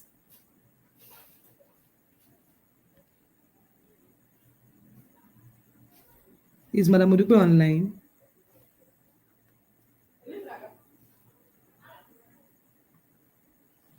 Is Madam Modupe online?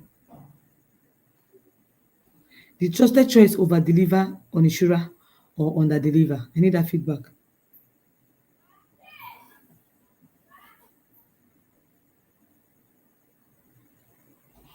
Is Madam Modupe online? Can you somebody check? Admin, check for me. Is she online?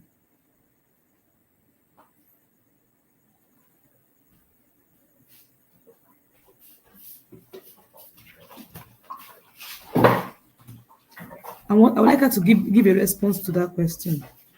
If trusted choice over delivered or under delivered, considering the value your client bought the property.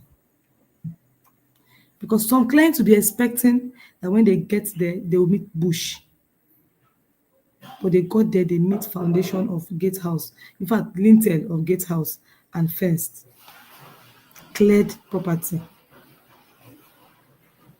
So as an exceptional realtor, it's important you do what? You over deliver and not what? under deliver, right? You over deliver and not under deliver as an exceptional realtor.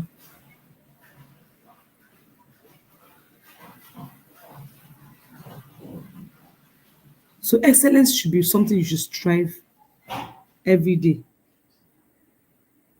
Fantastic. Excellence should be what we should strive for every day. You should strive for excellence, exceptional excellence, deliver exceptional service, right? So guys, let's dive into who an extraordinary realtor looks like. Being an extraordinary realtor means going above and beyond to help clients buy land and homes. It's about providing excellent service and getting great results. Let's explore what it takes to become an extraordinary real estate business owner. Number one, client centered. As an exceptional realtor, you are expected to be client what centered, centric. Sorry, client centric. Naturally, you, human being, we are naturally self-centered, selfish. It's about me, me, me, me, me. But it's important that as an exceptional realtor, you are client centric. Your client satisfaction should be your uttermost priority, right? You should you should always offer prioritized attention and support to your client. A client wants to buy a property and the client is um is old or is young and you are pushing the form to the client. Fill the form, you will not follow up on the client, you will not help the client to fill the form, you will not walk the client through. That doesn't show that you are an exceptional realtor. What an exceptional realtor does, you prospect a client, he gives a buying signal, you take him through and through the transaction process. You go above and beyond. If it's a company that usually issue receipts online and documents online, you go through and through to be sure that that they offer that service for your clients. Why? Because you are expected to render what exceptional service. Be available and responsive, attentive, and to their needs. Some realtors only think about their own. They don't think about the client. Clients too that you're buying from, that is buying from you, they have needs. They have personal needs. As an exceptional realtor, it's important you pay attention to that their needs. And these needs, they communicate it when they look at you, when they talk to you, they communicate this need. This needs is everywhere in their body language, in their everywhere. But an exceptional realtor will pay attention and see it,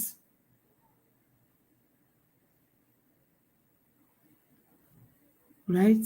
So as an exceptional realtor, it's important you are responsive. And when you identify these their needs, you find your own little way to do what? Meet it if you can, right?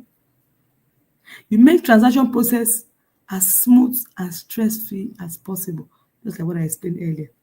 And the number two thing you do, or number second thing you do as an exceptional realtor is to do what you do to become client centric is build trust and relationship. Somebody go to the comment section and say trust and relationship. Trust and relationship. I'm waiting for you. Trust and relationship. If I see three people write trust and relationship, I'll continue.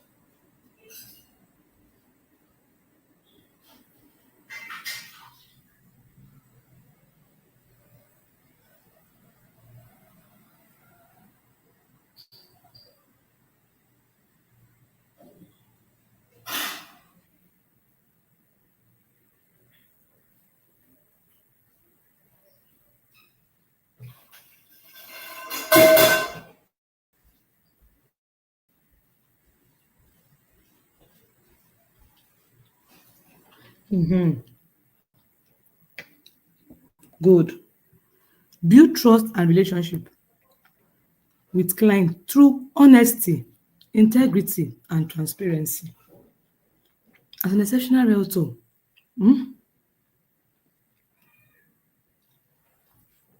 open book, be an open book. Be what? An open book. You have to be an open book. Don't don't say yes. And meanwhile, the answer was actually no. Tell the client how it is because the client will later find out tomorrow. There is a particular realtor that the realtor, our products that we are giving customer 40%, the realtor will tell the client that it's 30%. He will now come to the company and start writing there that he has negotiated with the customer. This. We will not change our policy as a company because you wrote. We will keep document of your writings.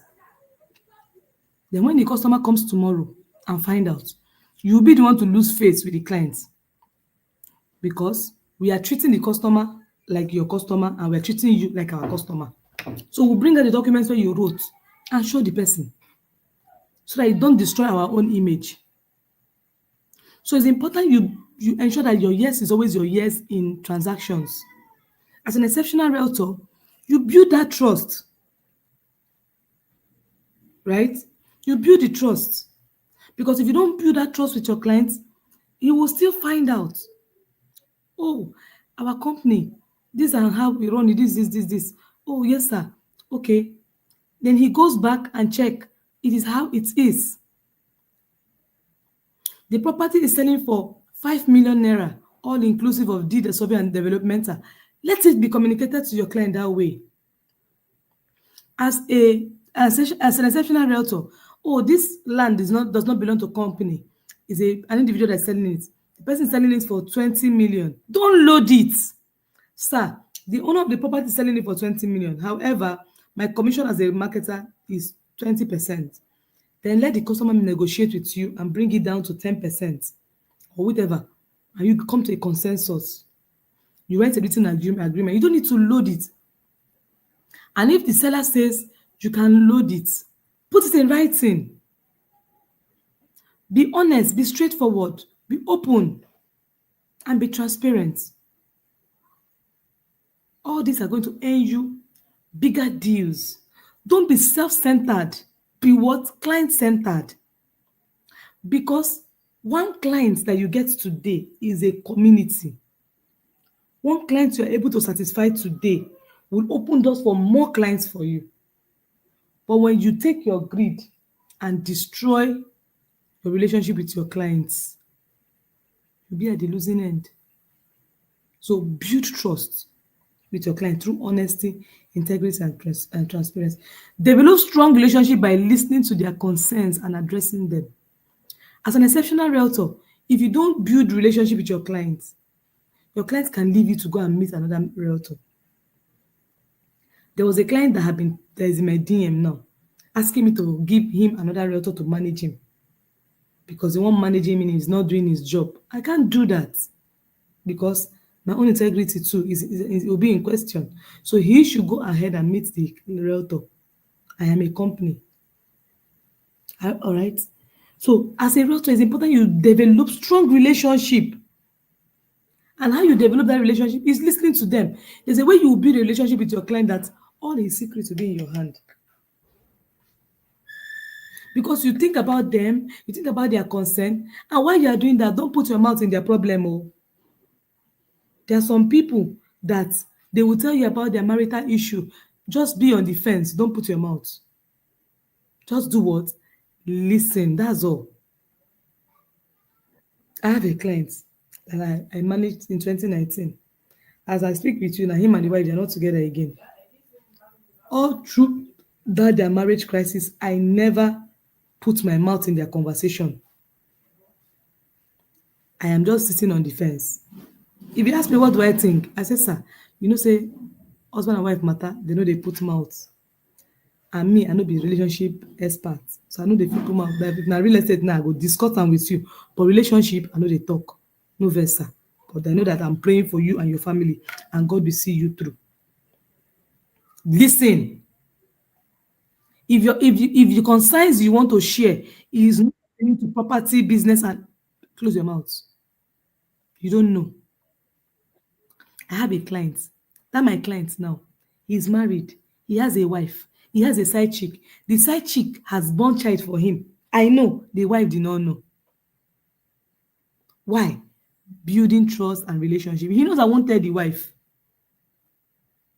He knows I will not tell the wife. Why? Because I've developed a strong relationship with that client. And I also have a relationship with the wife.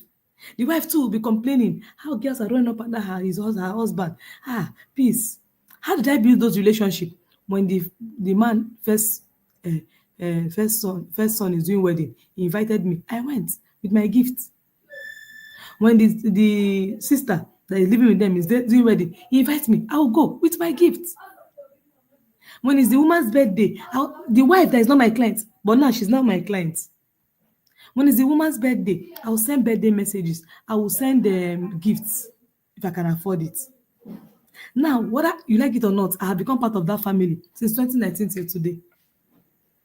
Why? I developed strong relationship by listening to their concerns. We went to another of my clients. Both of them are friends. This one I'm telling you their story. We went to one of the church members' wedding that they invited me. I went. The wife came and made me say, "Peace, peace, peace. Ah, see, your daddy want to leave." He calls the husband my daddy. The man is my client. Your daddy want to leave me at home because I know say they go don arrange girl for him. I carry my scarf like that. I pursue him. I say, "Yes, mommy, women supporting women. Mommy, well done. You did well. Mommy, sit down, Jare. Make I tie your scarf for you." Build relationship. Listen to their concerns, but draw boundaries. When you build this relationship, nobody can penetrate those clients. I have a client in the UK. I've said this story several times. People that are in this class that are from Trusted Choice will tell you. You can never sell that, my clients. I see went to her property today. I'm building a house for her in Owerri by God's grace. You can't sell her. Give her anything, property. She will send it to my DM. I'll always close the deal and I'll eat the commission. But you're the one that started the transaction with her. I will always close the deal and eat the commission. Why? I have built trust over the years. I've been serving her since 2019. I've helped her to buy. She has 1 acre of land in Trusted Choice Cedar Hill, Ogwachuku. She have 3 plots in Velvet Garden. She has 6 plots in Palm Ridge Farm. That woman has a lot of why since 2019 building trust and strong relationship. Number 3, focus on long-term client satisfaction and loyalty. Some of you, all we do as an ordinary realtor, all you do is just focus on just now, just now, just now. Just now, the person buys today, and that's the close of chapter. But when you build trust and relationship, you see that for a very long time, that client will still be your client. As I said, that my client in UK, she's a woman. I still went to her property today. If you're following me on social media, you'll see that my social media manager will post the video I made there today. I did a house tour of how far we have gone in that building. Because we started the building, I think, early this year. We are the lintel of the second layer. It's a 4-bedroom duplex. Build trust and loyalty. Focus on long-term satisfaction and loyalty. She referred somebody from UK to me, and I started relating with that woman. That one came, Jan, Jan, Jan, Jan, Jan, Jan. She's afraid. She's not coming. All of a sudden, she just wake up and start accusing me. And she's accusing me. That one in UK is warning her. You don't know who Peace is. So Peace is not a small girl. Oh. She may be looking small in the eyes. She's not a small girl. Oh, because she's humble. When you build trust and loyalty with your client, when you focus on long-term client satisfaction, they'll be fighting your own battle without you even lifting a finger. She's there. The lady say she will do this, she will do that. Say, I'm sorry for you. You're the one that will run the end. Because Peace is not somebody you do that to. Who is this one?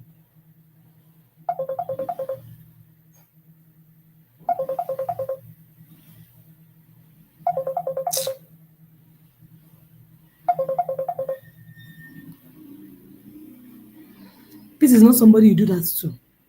So when you concentrate on building, focusing on long-term client satisfaction, you'll be the one to enjoy the benefits at the end. All right? If you're getting value, go to the comment section and type, I am getting value. I am getting value, so I can continue. Type, I am getting value. I am getting value. I am getting value. What kind of demonic fly is this one now? Is it not night?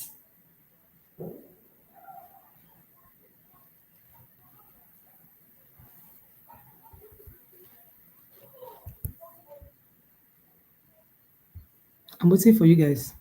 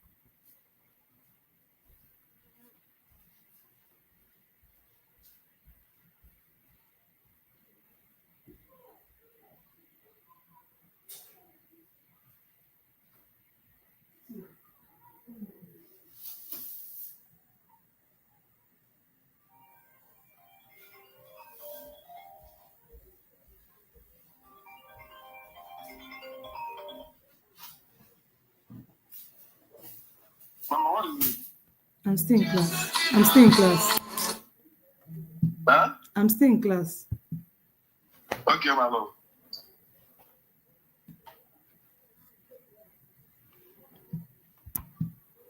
All right, guys. So let's move to the next. Let's move to the next. How to be client centric. Number 3, go the extra mile. Type go the extra mile. Go the extra mile. Type go the extra mile. Go the extra mile. Go the extra mile. Go the extra mile. Go the extra mile. Type go the extra mile in the comment section.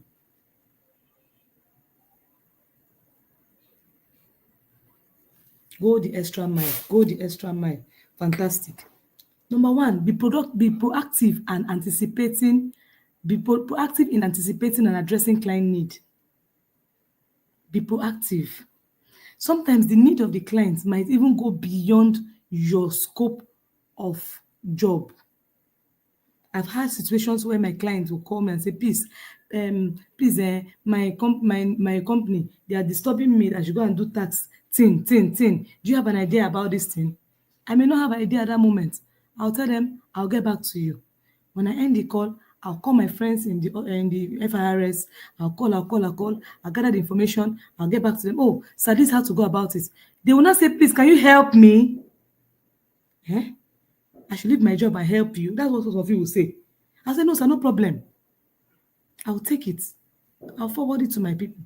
And they are satisfied.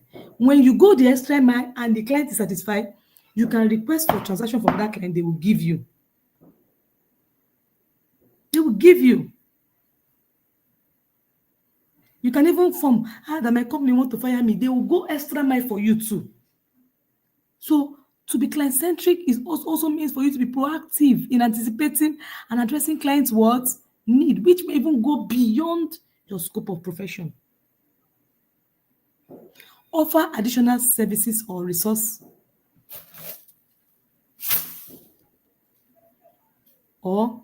to enhance their experience. I just gave an example to that. Show genuine care and dedication to helping them achieve their real estate goal. Some of us, not us, I'm not part of you. You want to sell because you want to earn commission.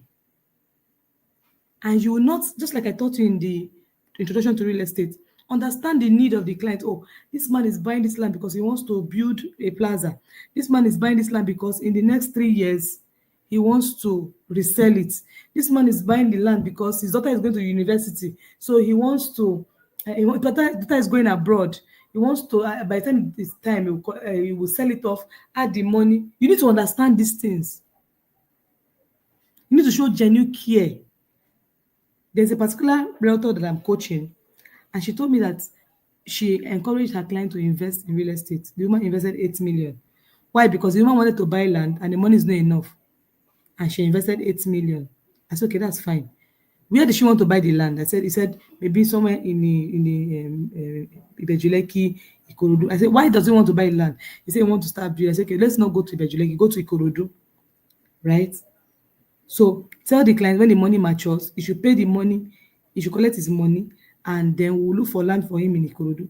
As I'm talking to you, I'm already looking for land for the clients of my protege, not even my own. Just to teach that realtor how to become exceptional. I'm already looking for land in Ikorodu for the clients. So that when the clients get paid in March next year, we're talking about March next year, we're already doing the search today. So that the clients can use the money to buy the land in Ikorodu. So whatever remains, reinvest. Now, some of you will think, oh, let the client go and invest that money. I will now earn, say, 10 million commission. But look at how I told the client, the realtor, help the client to get the land. The land may be 5 million or 6 million. The remaining money, the client will reinvest it. That is how to show genuine care and dedication in helping them achieve their real estate. Go, guys, let's move faster so that Mr. Choma can take her class. Be self-focused. Be self-focused. As an exceptional realtor, you need to expand your mind. You cannot attain a level you have not envisioned. Likewise, you cannot earn a figure you have not conceived in your mind. Every level of success or sales begins and ends in your mind. See, guys, your mind is the gateway to success and failure. Take it from me today. Your mind is the gateway to success and failure. You can never grow beyond what you have in your mind.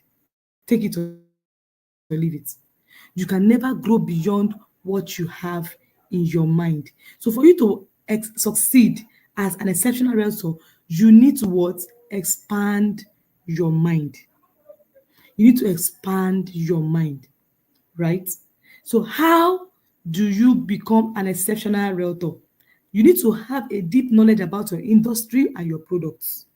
Many deals get knocked down because the realtor does not even know the product they are marketing. How deep? How deep is your products and industry knowledge? These are questions you should ask yourself. So ask yourself, say, favor, how deep is my industry and product knowledge? How deep? So you need to gather knowledge, right, about the industry. So you have to be self-focused. Forget the noise. Build yourself. You cannot give what you don't have. All the things I'm telling you now, I'm not guessing them. There are things that have happened to me. I told you in the beginning of the class that we're going to use practical knowledge.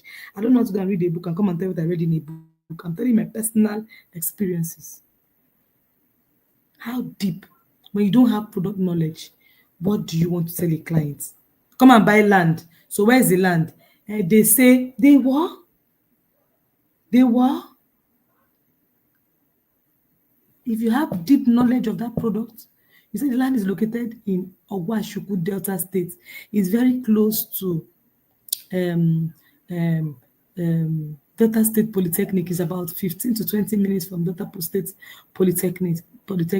There's a prison. It's not very far from the prison. It's about 5 minutes drive from the prison. From there to Asaba is about 18 minutes. You have deep knowledge. The only way to help yourself is to do what? Gather knowledge, right? Another way to be self-focused is to have practical set goals. Time and a lot of energy are wasted when you live a life without goals. It is docile, lousy to wake up every day without a goal or target in mind. I know that today now you have planned that you are going to have this real class today, What was your goal for this class? As a matter of fact, every day of your life, you should have a goal. There should be a goal for everything. There should be marital goal, childbirth goal. There should be goal, and goals are not just for you to have them. Set them and achieve them. If you see that at the beginning of this class, I said at the end of this class, you should have been able to do this, do this, do this, do this. And every single thing I'm teaching you is already panning towards you achieving that set goal that I had for this class. So it is very lousy of you as an exceptional realtor to live your life on mere wishes. Have practical set goals, financial goals, knowledge gap closing goal, set crazy goals, and you see yourself coming out exceptional. Because if you don't do this, if you don't practice self-centeredness or self-focusedness or being self-focused, you cannot be an exceptional realtor and you cannot be a client-centered realtor. All right. So you, and while setting those goals, you invest in yourself. Where you invest is where you harvest. You cannot go and plant in Makodi and want to come and harvest in Lagos. It cannot work. So the areas you need to invest in are one, in your appearance. Hey, as a realtor, this is a very big problem in our sector. This is a very big problem in our sector. Most of you will earn commission and swallow all of them.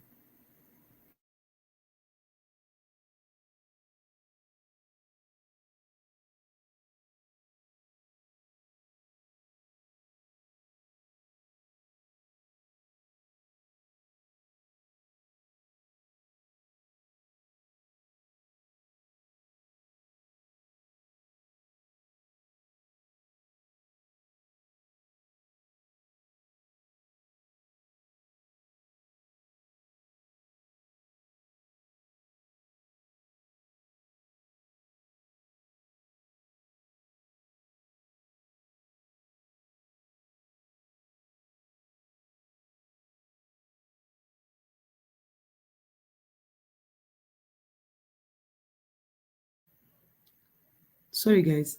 You need to invest in yourself. Invest in your appearance. I was going to say that a lot of realtors earn commission and they just forget about their appearance.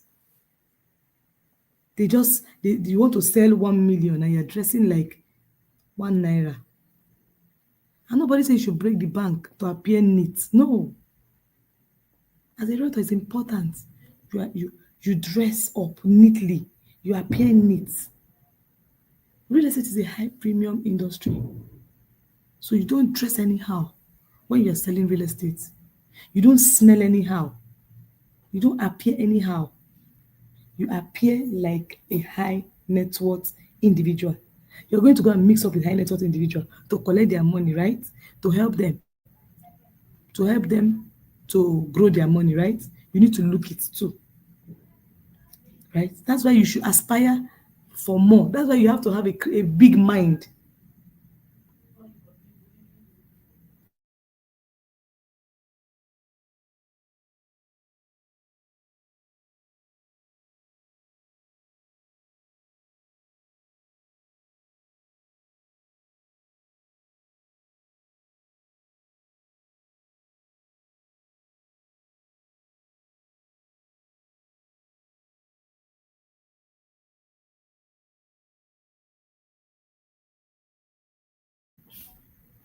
Invest in your appearance. It's very important. Very, very important. Don't spend all your commission on solving personal problem and solving family problem. My guys, family problem will always be there. But when you invest in your appearance, invest in yourself through what you make, or you invest in yourself so you can make more, you will see that you make much more and you solve some of those family problems. Family problem has been there before you were born and it will still be there till the day everybody will go. So take care of yourself. The second place to invest when you are being self-centered or self-focused is your real estate knowledge. Go online, just like you have paid whatever you paid now to take this class. Spend money and get knowledge. Right? Buy books. I have about 5 books I wrote, about 2 is not majorly for realtors, but about 3 is for realtors. Buy books. Buy books. Pay for training. Invest in you.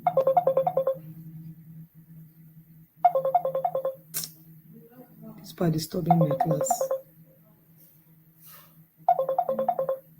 These people are disturbing my class. I don't like this. I've told you I'm in a class.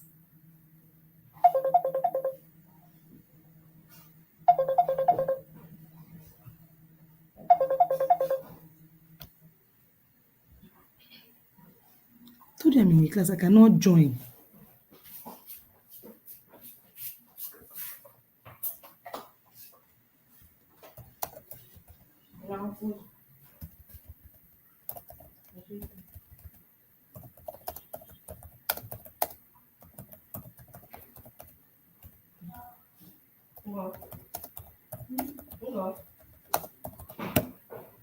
Invest in yourself.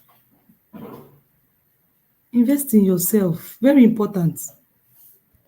All right. Then the next one is develop effective communication. Communicate clearly and effectively with clients. Keep them informed at every step. Listen attentively to their questions, concerns, and preference. Use various communication channels such as phone, email, and in-person meeting to stay connected. Guys, real estate is not as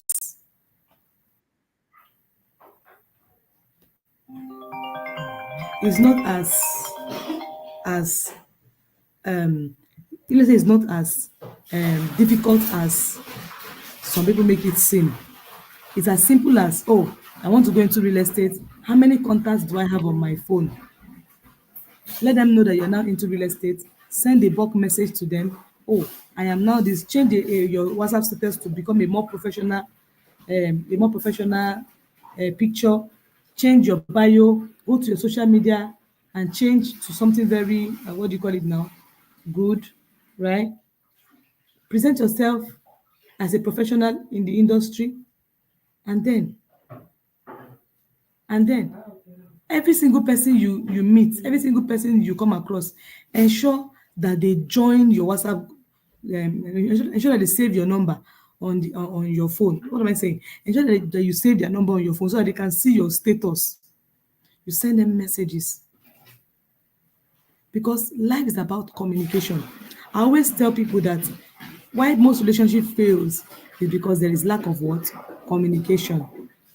So when there's lack of communication, it affects a lot of things. So for you to be self-focused and to become an exceptional realtor, you need to communicate clearly and effectively with your prospects and clients. Keep them informed at every step, all right? And listen to their questions attentively, their concerns and their preference. In conclusion on this part, becoming an extraordinary director is about delivering exceptional service, building trust, and going above and beyond for your client. By focusing on providing value and making a positive impact, you can stand out in the competitive real estate market and build a successful career.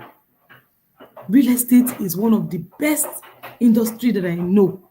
Sales generally, but sales in real estate can make you a billionaire in a very short period. However, doing it right is another thing that can push you faster. So many people that you are seeing that have been in the industry for a very long time that are draggy. They didn't do it right. By God's grace, I entered into this space in 2019. And between 2019 and 2025, you can see how far I have gone. Not by my power, not by my might, but by God's grace and proper education. And that's what bettered Nire. For people to get proper education, people are struggling in the real estate industry, and that's because they don't have proper knowledge. There's this knowledge gap that needs to be closed. So people don't jump into becoming a realtor. Go to a school and learn. But some of the schools out there, what they just do is to teach you land, teach you this one, teach you that one, and at the end of the day, they don't give you nitty-gritties of how you can actually succeed in the sector. But here in Nide, will do that. to show you a step by step way. So this course you just took is only a crash course. Nire has different level. We have the foundational class, we have the advanced class, and we have the developers class. So what you're having right now is a crash course. And I know that this crash course alone has given you so much value. So imagine you being in the main course. So I'm speaking as the principal of the school. For you to succeed in this industry, for you to become exceptional, like Ambassador Pizu Kamaka, the MD of Trusted Choice, you have to undergo proper education. And not only that, put those education into what? Practice. And I know that God will help you in Jesus' name. So at this juncture, I would like to take your question on this particular class. And then if there's no question, thank you very much for joining our Nire course, short course. Thank you very much. I believe you've gotten so much value. I know that um, the the money you paid was not a waste. It's important you get comprehensive. What you get is you're going to get a certificate at this end of this course. I think it's a 2 days course. Mr. Choma will come after now, and our dean, Mr. Cletus, will take you guys tomorrow. So, and every other thing you need, you could talk to admin, and we'll take it up from there. So, thank you very much, guys. Sorry for all the hitches at the beginning. Sorry for the mutes in between. This is not a prosperity conversation. It's not a it's a class. So we'll take it as a class. And we also need your feedback so we can see on other things we can improve, especially in the communication channel. I'm not used to this model. The one I prefer would have been what do you call it now? I would have preferred Google Chrome. I would have preferred not Google Chrome. I prefer yes, either Google Chrome or Zoom so that it can help us interact while the class is going on. But the school policy Yes. says that the class have to go live on YouTube, so I can't counter that. So thank you guys once again. God bless you.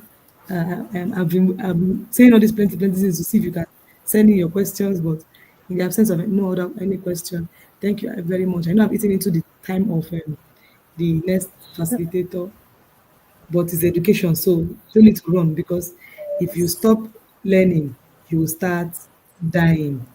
Get that Fine. straight. If you Yes. stop learning, you will stop dying. You will start dying. So it's important that you pay attention and be careful and be patient to get the education you need that will catapult you to where God wants you to be. So thank you very much. Put my last page. Thank you very Uh, much for your time. God bless you for showing up once again. You can follow me on all my social media handles on Instagram and Facebook. Is official Peace Ukamaka, Instagram and Facebook. I'm on TikTok, although my TikTok is my ministry. So once in a while, I also have a TikTok page for real estate, but I've not been posting anything there. So God bless you. Thank you, and see you some other time. Thank you very much, Ma. Thank you very, very much. Really appreciate your presence in today's session. And I'm sure everybody here has gotten value. You can see in the comment section, I'm getting value, I'm getting value. I appreciate the fact that you've taken your time to take us in this session. And may God continue to bless you and increase your knowledge in this position you are in, Ma. Thank you very much, Ma. So, not to waste our time because our time is fast spent, I'm going to be calling to our next speaker, our next lecturer, which is Barrister Chioma. She's a business and real estate lawyer with over 5 years experience. She has experience across real estate, tech, investment, and construction. Chigozie, She has helped businesses stay compliant. She has raised funds properly and protect their ideas while growing. She has assisted a lot of businesses. And she's with us already now. So I'd like you to send in your, should I say, let's go to the comment section and send a clapping emoji to welcome her to the stage. I'm welcoming her to the stage right now. Are you with us, ma? Hello, good evening. Yeah. Good evening, ma. Good evening, ma. You're welcome. Let me upload you. Hello, ma. Are you with us, ma?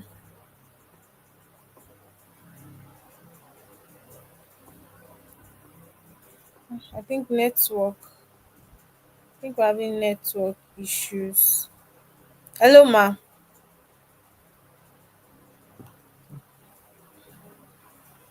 Hello, ma.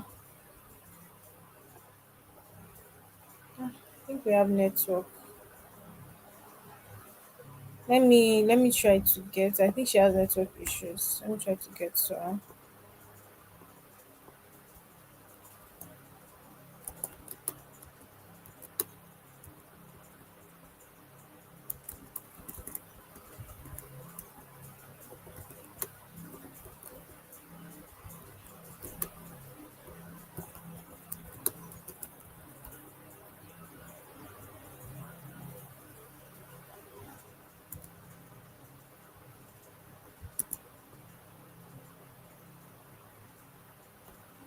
See my network. Mhm. Hello, ma.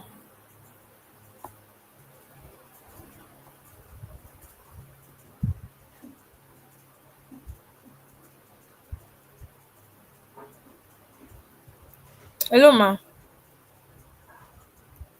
think I can hear. Can you hear me now? Yes, I can hear you now, ma. I can hear you now. Okay, thank you. I think it was the network. Okay. Lovely to be here. Good evening, everybody. Um, lovely to be here with everyone today. Okay, my name is Choma Eswabam. Can you see my screen though?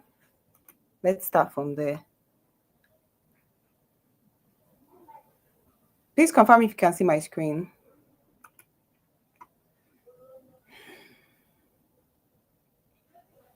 Hmm.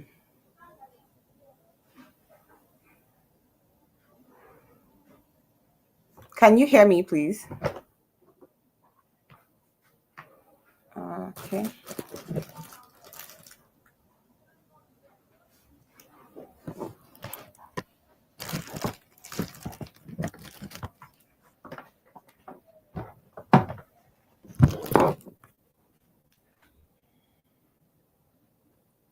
Can you hear me? Okay, I think no one is hearing me now. I think I will just have to.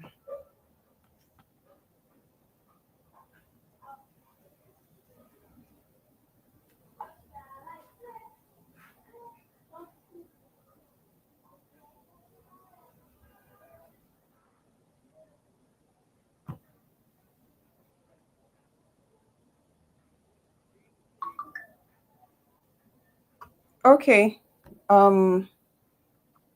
great. My name is, I am Barrister Choma. I'm a partner at Seeds Attorneys currently, and I'll be taking today's lecture on real estate laws and documentation. Real estate laws and documentation. Now, as a thriving real estate entrepreneur, it's very important for you to have a firm grasp of the industry itself, not just in terms of the business side of things, which is very important, but also to command respect and attention whenever you speak about real estate, entrepreneurship, its laws, and the entire industry, like have a firm grasp of the entire industry insight is very, very important. So today I'll just be taking you through some of the very important concepts and key things you should grasp when you're talking about real estate laws and documentation practices, especially within Nigeria. So, to go to the outline, regulatory framework, we're discussing regulatory framework, processes, documentation, professionals, and otherwise. Like this is the outline for today: regulatory framework, processes, documentation, and we'll also discuss the key professionals you'll be working with as a real estate entrepreneur. It's important to know that everything in real estate is a collaborative effort. You are not working in isolation as a real estate entrepreneur. You are not supposed to work in a silo, in collaboration with other people, like real estate professionals, right? So let's look at the key laws and regulations. I'm going to give you a strong overview of that. We have main laws, we have physical planning and development laws, we have financing laws, we have tax laws and state specific laws. Let's look at the first and the primary law when it comes to real estate. Land Use Act 1978. It is the central land law or property law when it comes to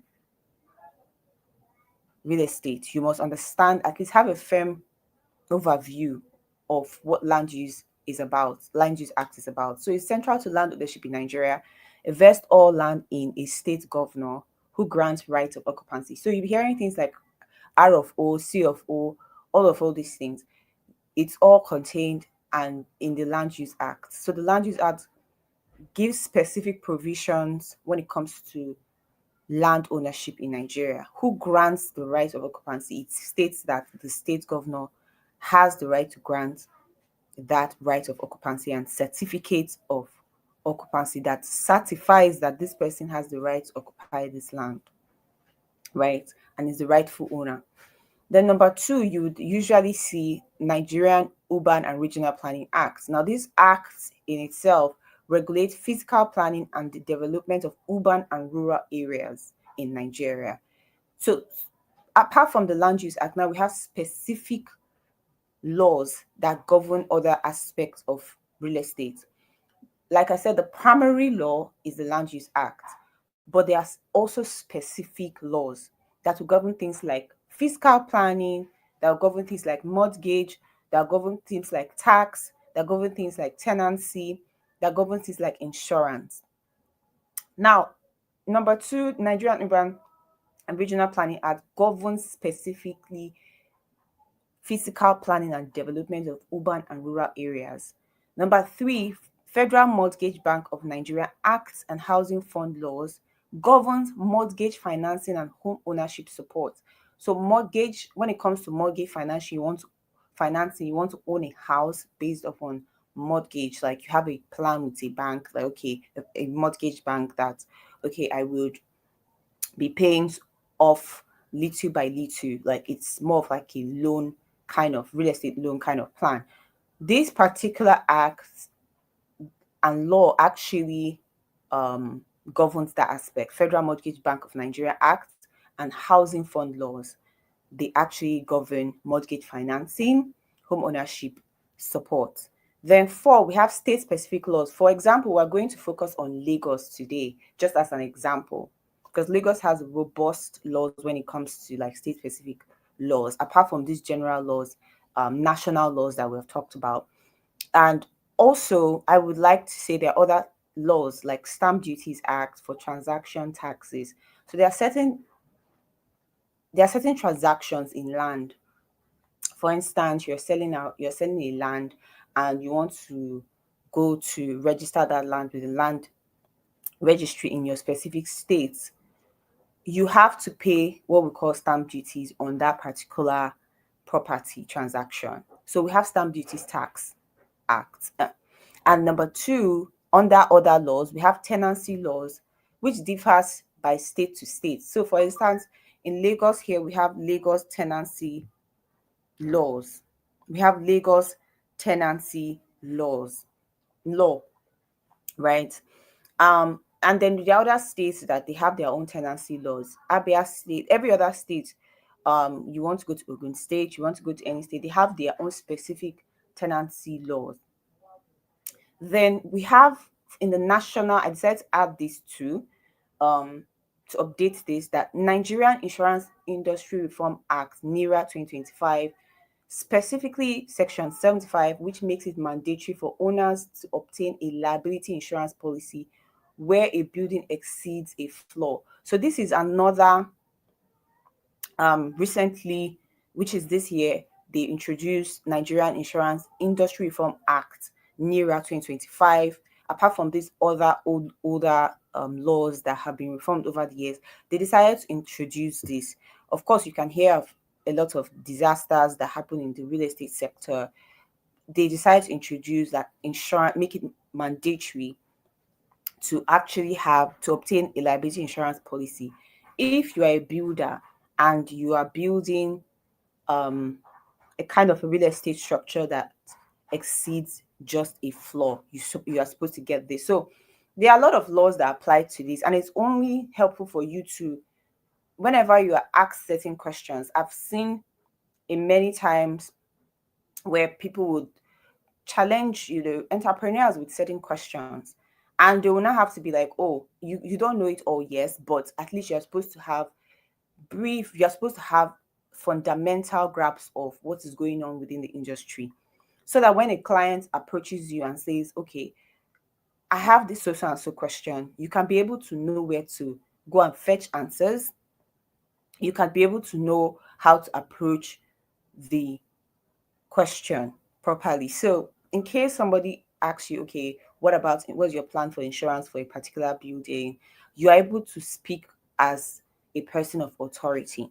You're able to speak when it comes to mortgage financing. You're able to speak, you know that there are laws that govern that. You're able to speak and learn more about these laws. And from there, you also interact with professionals that in the field that have not just industry knowledge and legal knowledge, but they are able to also help you in terms of their own experience. They're able to tell you how to navigate that. So collaboration is key, but it's also important that even when you are put on the spot as a real estate entrepreneur, you're able to speak from a place of confidence and industry knowledge. So like I said, I was going to focus on Lagos State laws. One, Lagos State Urban and Regional Planning and Development Law 2010 governs fiscal planning. Now, coming down to a specific state, I'm going to use Lagos as an example. Lagos State building approvals also regulates land use, zoning, setbacks, and building standards. Now, when it comes to building standards, like setbacks and the rest, like the way you build, the way you leave spaces, all those things, we have actually a law that governs that. Lagos State Urban and Regional Planning Development Law 2010 governs fiscal planning, development permits, building approvals. So you hear a lot of these things in real estate sector, where you hear building approvals, zoning, land use, all of these things, and building standards. It is this law that governs that in Lagos State Urban and Regional Plan Development Law 2010. Then two, we have Lagos State Land Registration Law 2015, mandates the registration of all land transactions. It's important that when we're looking at land transactions, you understand that there are different stages, which is what I also go into at the later stage of this course. I will talk more on processes and documentation, but this is the law that governs land registration, Lagos State Land Registration Law. We also have Lagos State Building Control Regulations under LABSCA. It ensures buildings meet structural safety standards. This controls safety standard, like you have to comply with certain structural safety standards, right? So you will see that in certain cases, people go and as in regulatory agencies go and demolish certain places because they do not meet up to the structural safety standard, neither did they obtain the right building approval. So they have given them like a notice that, oh, we're going to demolish this place, you are not building according to safety standards. So it's very important to know that there are laws that govern building approval, safety standards, registration of land transactions in Lagos. And of course, Lagos State Properties Protection Law, which regulates land grabbing. A lot of people are not aware that there's a law like that.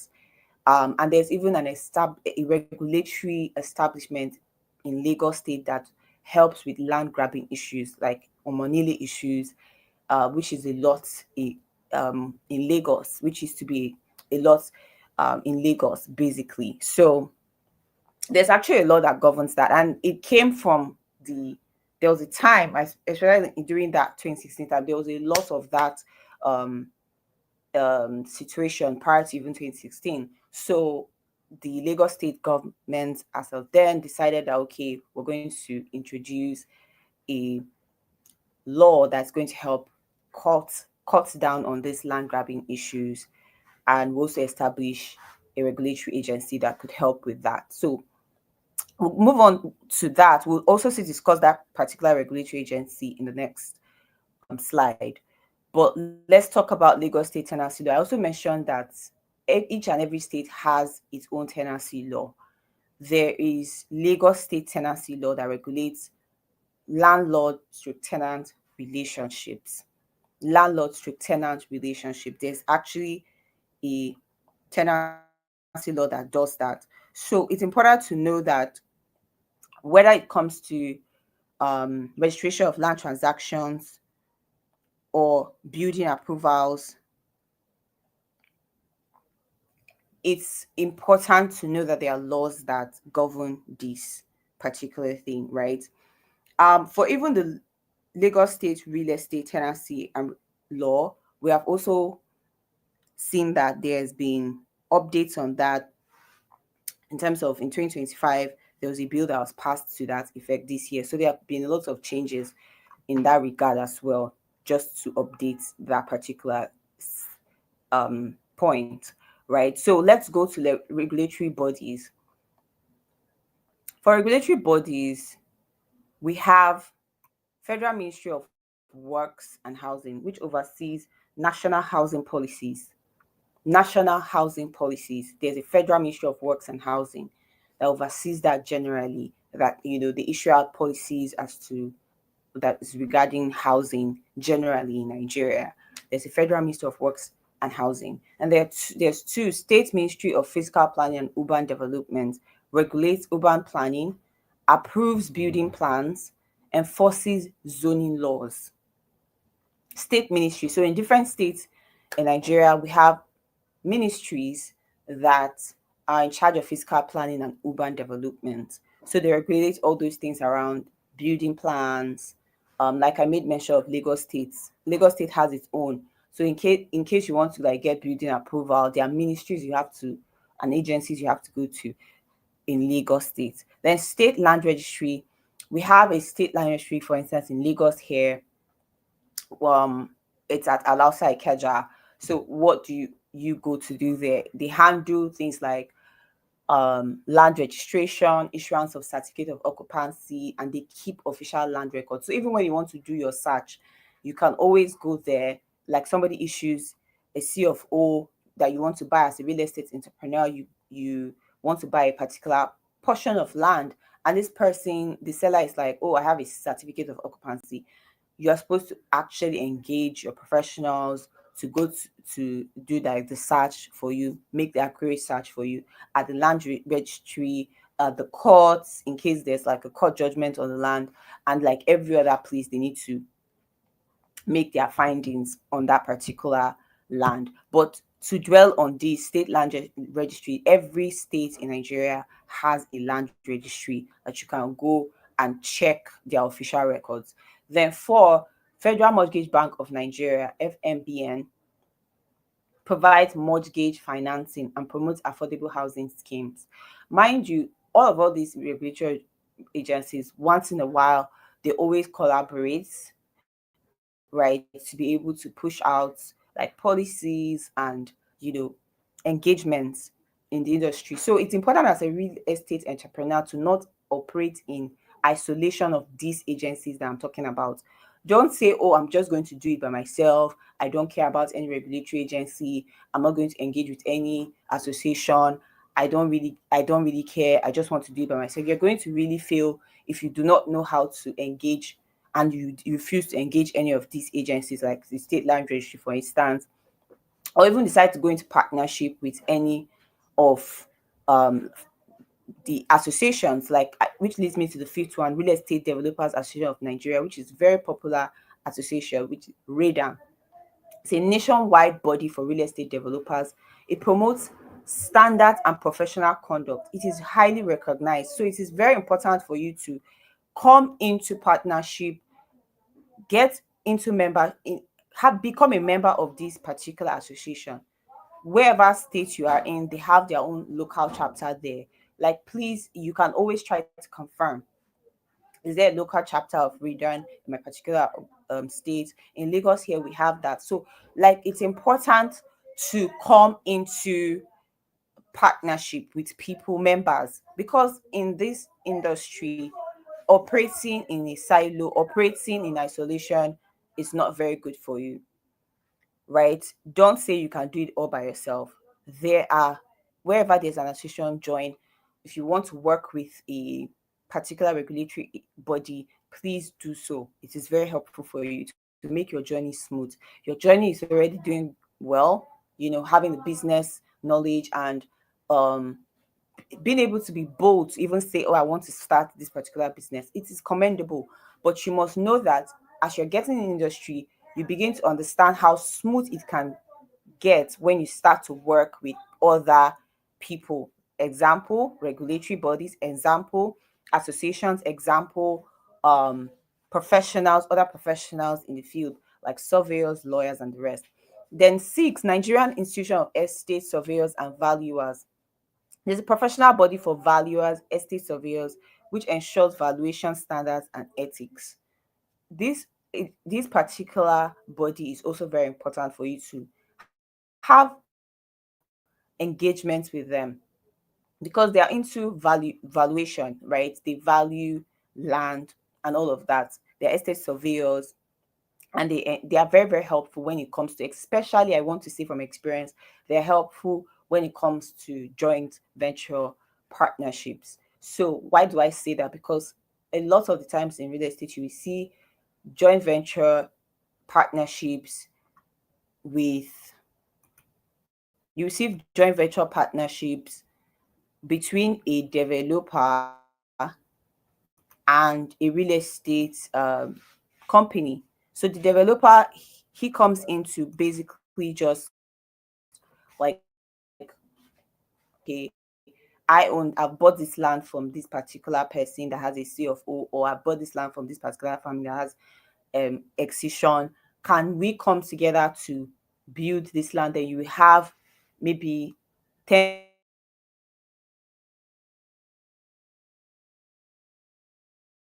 or something like that.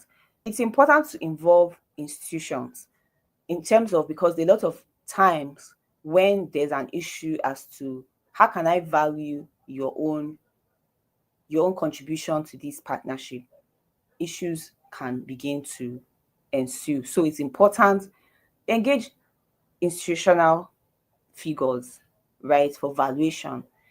Engage people who understand this particular in that regard whenever you're doing partnership. Like I said, you're going to go very far in real estate. You can't do it all by yourself. You have to work with other people, work with institutions. They have relevance. Um, in case you want to promote mortgage financing, affordable home housing schemes, work with people. Do not work alone. Work with institutions. Then I would go to the next slide. Other Lagos specific agencies. We have Laswera. Laswera in Lagos is very popular. Lagos State Real Estate Regulatory Authority is very popular, and it helps in terms of allocation issues.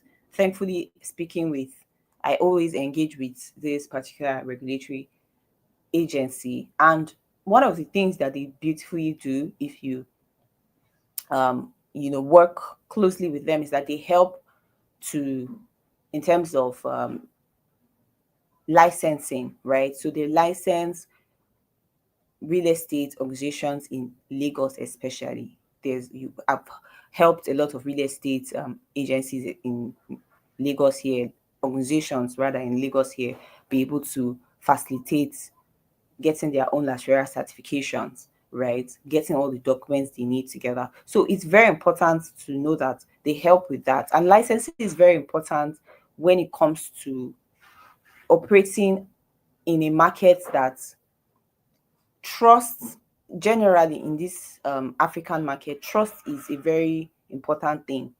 So you want to get all the licensing, you want to have all the supports from all the agencies, whether it's Redan, whether it's Lasrera, whether it's the ministries. You want to get all the support that you can. So engaging with this particular agency or authority in Lagos is highly, highly advised because they are well respected here in Lagos, for instance. So they help with that. They also help with settling issues as regards allocation. So sometimes allocation issues stem up, right? And agency, regulatory agency. Like I said, they are a regulatory authority, a strong regulatory authority in Lagos. They pick up those matters, right? And they act on it because they are here to regulate that aspect of Lagos real estate together and in partnership with other people like Lagos State Special Task Force on land grabbers. Like they partner with other, like the Ministry of the Land Registry in Lagos. They partner with other agencies where need be, and if they so wish to, they always try to partner. Ministry of Justice, they do partner. So, two, Lagos State Fiscal Planning Permit Authority. We also have this particular authority, like I made mention of the fact that every state has their own fiscal planning agency or ministry, right? This one is for Lagos State Fiscal Planning Permit Authority. So if you want to get like your permits and all of that, this is the agency to go to, right, for your fiscal planning permit. Then three, Lagos State Building Control Agency. It's also in charge of building control and approvals. It's very important to note all these agencies as I'm calling them. Then four, Lagos State Land Registry. This is where you go and register your land, and you also go to check the official records to see that, to confirm and verify that the certificate of occupancy or document deed that was given to you, and it's claimed that it is registered with them, is actually registered with them. So you engage services of professionals to help you go and run these particular checks. Like I said earlier, it's not the only place you go to when you want to run checks. Depends on the particular case in hand.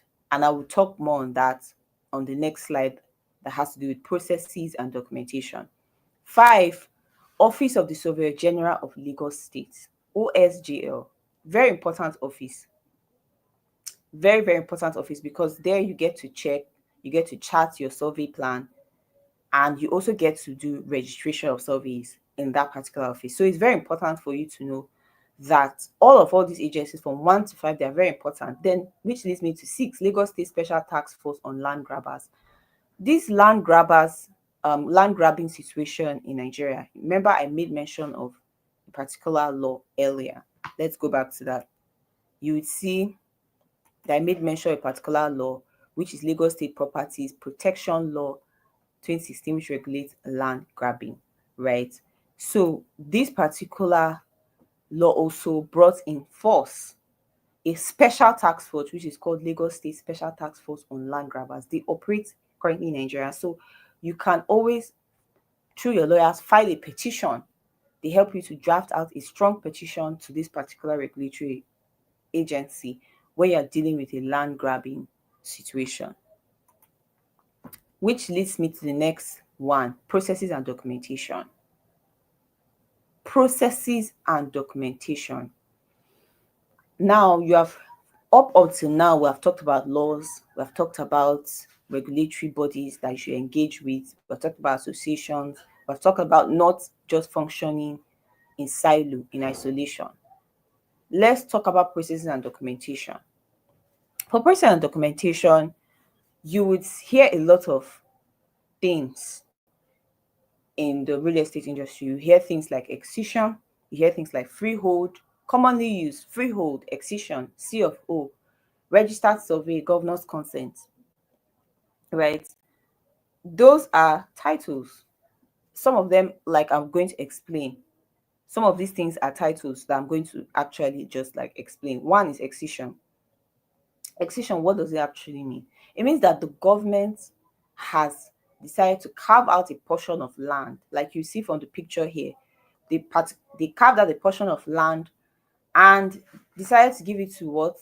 A community. This community you are seeing here, they carved it out and they now published it in what we call a gazette. Now, a gazette is more of like, it looks like a newspaper kind of thing. They just publish it, and you see the community, let's say Ibadan, of course, there's no, let's say Ibu local government or community. This is a particular, this is the portion of land. They'll publish all of that. So, excision is the government carving out some portions of land and giving it to a particular community. It's very important to note that, and they will publish this particular thing. Then freehold. And before I go to the next one of freehold, I want to say there's nothing like excision in progress.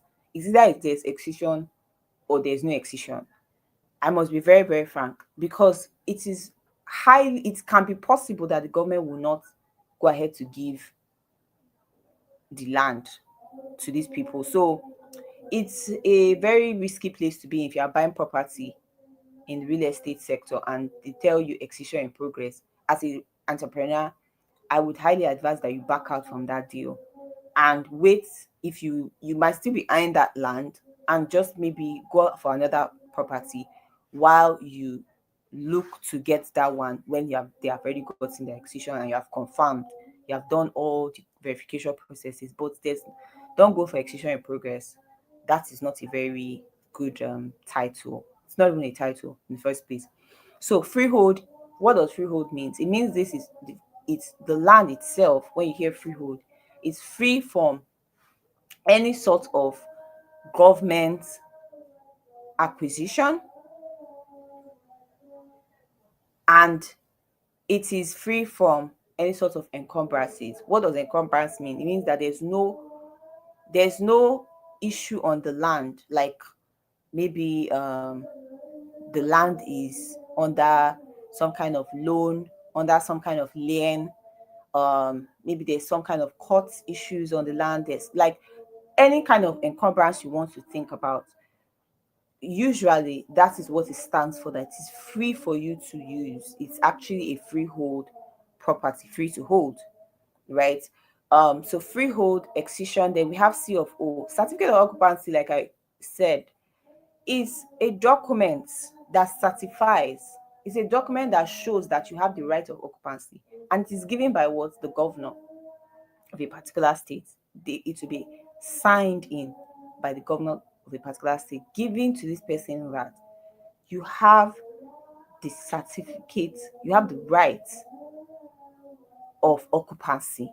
Now, like I said when I started, that the Land Use Act recognizes this, and it's one of the highest documents when it comes, and titles when it comes to, it's actually the highest actually when it comes to the real estate sector, right? So that's why you see that a land that is for C of O actually sells higher, like the prices are high compared to other titles, right? So C of O, of course, before they will look at the money it takes to get that, so that's why the price will be, is actually higher. So we have governor's consent. Governor's consent, what does that mean? It means that when you look at the document, for instance, the deed of assignment, the governor has consented to that particular transaction. So you will see that deed is registered and the governor has consented to it. How would you see that? You would see it on the deed of assignment. It has been registered. You will see all the details there, that this particular document, this particular deed of assignment has been registered. Mind you, by the law, it's not just enough for you to say, oh, I bought this land from X, Y, and Z, Mr. Popola, and since I bought this land from him and he has C of O, that's all. I don't need to register the land. You should still consider going ahead to register the land. It adds more value to the property when you are deciding to resell this particular property. You can decide to do that, right? Governor's consent. Or you could decide to sell the land on that basis. Like, okay, yes, there's a CFO and all, but it's very much advisable by law, actually. By law, you're supposed to register every transaction that takes place. Every transaction, you should still go back to land registry and register it and get governor's consent on it. So that's what it is by law. The next thing is register survey. So you hear a lot of things around register survey. What is register survey? It means that that survey, I spoke about the office of the Surveyor General. It's a very fundamental office. You can't work in real estate alone and just be like, oh, I don't really care about any other ministry. No, you have to. It's very important to consider other ministries like and agencies in the real estate space, like the Office of Surveyor General. You get to what? Register the survey. And so it adds more value to the property as well. The registered survey, a governor's consent, C of O, excision, freehold. All these things, you hear a lot of it in the real estate sector, but it's important that when somebody asks you the question, you're able to distinguish it, not just speaking English alone, but you're able to say, this is what, look at the deed. The governor has consented to this particular transaction. Look at the C of O document. This is the C of O document. Look at the survey. It has been registered. You can go to the Surveyor General's office to confirm this particular thing. Like, you speak from a place of authority, not that you are just like, they ask you one question around your documentation, you are just like, oh my God, I don't know what to do. I am confused. Meanwhile, they are looking to you and they are taking cues from you. If you look like you don't know what you are doing, guess what? It's easier for the people to lose trust. Remember, I said we're in a very low trust community and world currently, because there's a lot of like fraud going on. So as a real estate entrepreneur, you want to distinguish yourself by being confident and understanding, having deep industry knowledge and insight, working with regulatory agencies, working with professionals, working and having a community of people that you can always ask questions, constantly upgrading yourself, like these courses that you are taking currently. I must commend you for that, but constantly upgrade your knowledge. Don't think that the knowledge of yesterday is the same thing as today. Like I said, this year they passed several laws.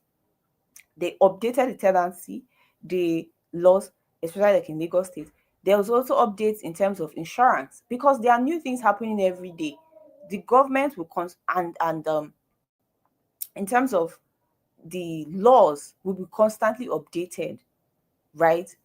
So you need to be constantly updating yourself, constantly taking courses, constantly renewing your and refreshing your knowledge around things, because sometimes you can wake up tomorrow and you see that, oh, they have cancelled this particular practice, or they have cancelled this particular title. Now is this title now. Okay, so how do you go from there? So you need to constantly upgrade yourself when it comes to processes, documentation, regulatory agencies, laws, like what is happening in the ecosystem. Just be around, always be around, go for events, always take courses, always speak to professionals when you do not um when you are hooked and you don't really have clarity. Never assume. Assumption, they say, is the mother of frustration, because when you start to assume things, you start to sink. Mind you, some of these clients that are coming to you, maybe from abroad and the rest, they are well versed in the knowledge of the industry. And so they will start to have been in several cases where they'll throw questions and say, okay, can you answer this? Yes, you're representing this person on this particular transaction. Can you answer this? And they are looking at you to gauge and see whether you know what you're talking about. So it's important that as an entrepreneur, you are sitting, whether even if you have a professional there, you are able to be confident. Don't only just say, oh, um, I don't really know much. Everything is just let me push it to the professionals to do. Yes, the professionals are there. They have been doing it for years, and it has become like their bread and water. This is something that they do. You wake them up in the morning, they would answer those questions. But you, as that's coming as a professional coming to real estate industry as an entrepreneur, you must have at least firm grasp of foundational principles when it comes to the real estate sector. that anybody that challenges you on certain things, you can be able to say, oh, I have idea of this, I have idea of that, and you say it with confidence. So it's very important. So let's look at land processes, right? One, land due diligence search. A lot of people make the mistake of buying land, including entrepreneurs that have issues. They don't even conduct due diligence. They just see a land and they're like, oh my God, it's 10 acres, it's 100 acres, let me buy it. And 2 months from then, it starts to give them issues. They start to discover that there are loads and loads of issues in that property. And they start jumping from pillar to fence, right? There are police cases here and there are court cases here and there. That is the trouble that some entrepreneurs face with, because they refuse to heed the when a professional is telling them, look, due diligence is very important. Find out about this land. So what are some steps you can take in due diligence? One, verification with the land registry, like I talked about. Verify with the land registry in a particular state. You can go ahead to do that. Now, depends on the kind of documents, because a lot of times what you see in the land registry is, C of O document, registered deeds. That's what you're going to see. And their official records, have these deeds been registered? Like, so you're going to see all of that. So, but when it comes to like court cases, like a court judgment was passed in a particular transaction, you have to engage your lawyer so that they can go to the court to be able to do the proper searches and verification and advise you properly on the next step to take in that particular transaction. Don't just say, oh, they said it's high court judgment and it's okay with me, I'm going ahead. No, you have to actually speak to your lawyers, because mind you, there might even be an appeal on that particular land and you are now going to buy. There might even be a particular order on that property that, okay, nobody should buy this property, and then you are going ahead to buy. They just told you, oh, because these people want to sell and make their money, right? You start to see things like issues 10 days from then. So land due diligence is very, very important. The next thing we're going to talk about is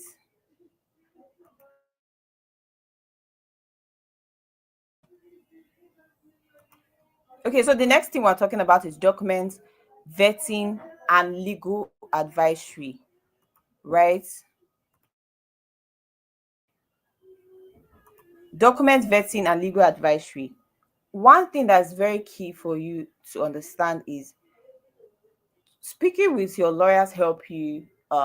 Even though we're in a technology driven world, some people will go online, they could search certain things and draft certain things, but you need your lawyers to be there to vet some things.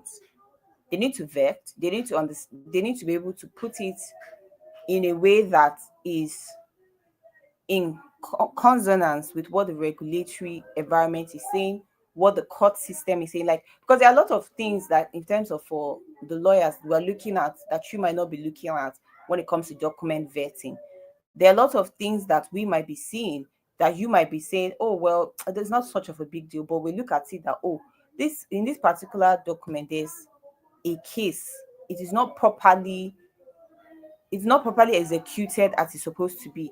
Can we go back and correct this particular thing? So they are able to spot all those things. The document vetting is important during your land search processes. It's not just to go to the land and say, oh, this is a wonderful land, I really, really love this land, I just want to buy it. No, talk to your lawyers in that space that have experience. It's important to emphasize experience, because experience helps in this particular field of land transaction.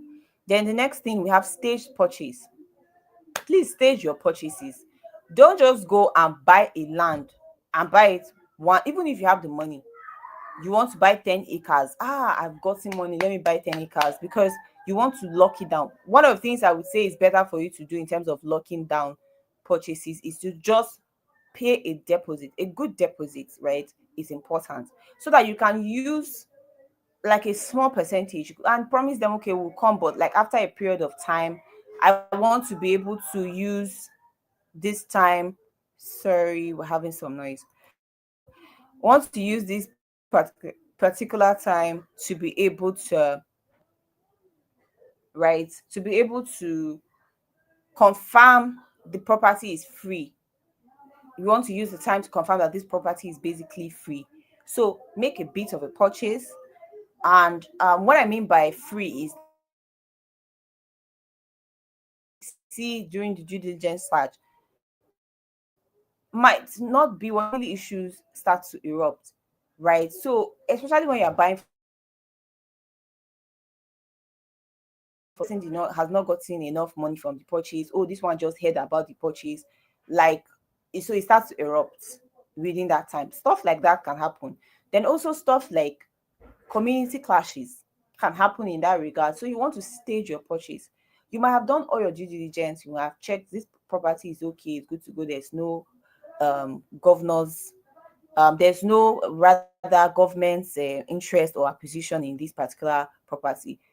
But and you have done all your due diligence, you checked the court system, you have gone to land registry, you have vetted the documents. But then I would advise that you stage the purchase, make a deposit, a little deposit, and then you give them some time. I have experience of always like drafting documents, and we're able to make mention of the fact that we need to actually have some time to be able to start some time. If nothing happens, they will continue paying X, Y, and Z. Stage purchase is really good. So documentation, as of contract, receipt deeds, survey plan is very important, right?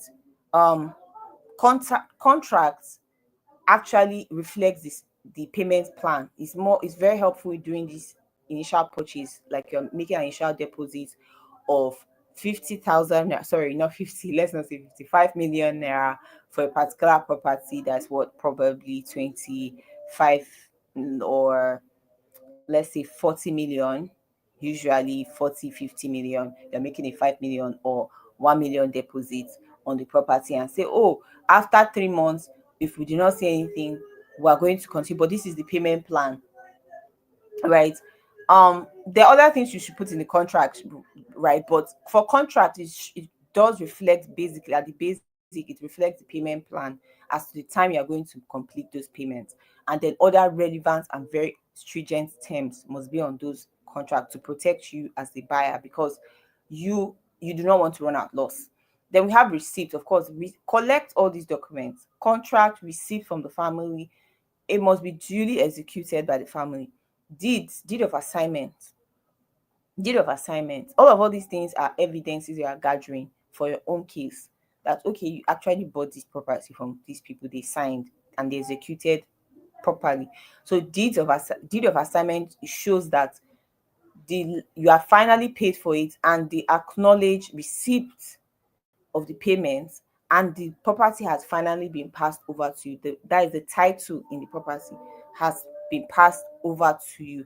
Of course, subject to the fact that you can also go ahead to what register it at your own convenience, at your own time. It's important to also look at that aspect. That deed of assignment shows that this person has finally said, okay, you have paid this, we're in receipt of this. Now here is your interest in the land. Here is your land. Take over the land. So survey plan shows the boundaries of the land. If you have ever seen a survey plan, you will see that it shows the boundaries of the land, the exact measurements of the land. It shows you will see things like the measurements of the land. You see things like the address. You see things like who owns the name of the owner of the land on the survey plan. So it's made in the name of the owner. You will see things like the name of the registered surveyor. So it's important to note that even though you are going to buy a property and somebody now gives you survey plan, that's not all. You should still take your surveyor to that particular property and what check it by yourself. Tell them to pick the coordinates in that particular property. They know what to do as surveyors. That's why I say don't work in isolation. Work with lawyers, work with surveyors. They will go to the property and check it by themselves and take it, chart it by themselves and take it to surveyor. Why do I say this? Because sometimes people use nearby survey. Sometimes people use wrong and just right. They rightfully they intentionally, that's the word, give you surveys that's not actually reflecting of that particular land, and then you buy a land with a wrong survey. So it's important that even yes, they give you a survey plan. It's great. You have collected all their contract, the receipt, the deed, everything.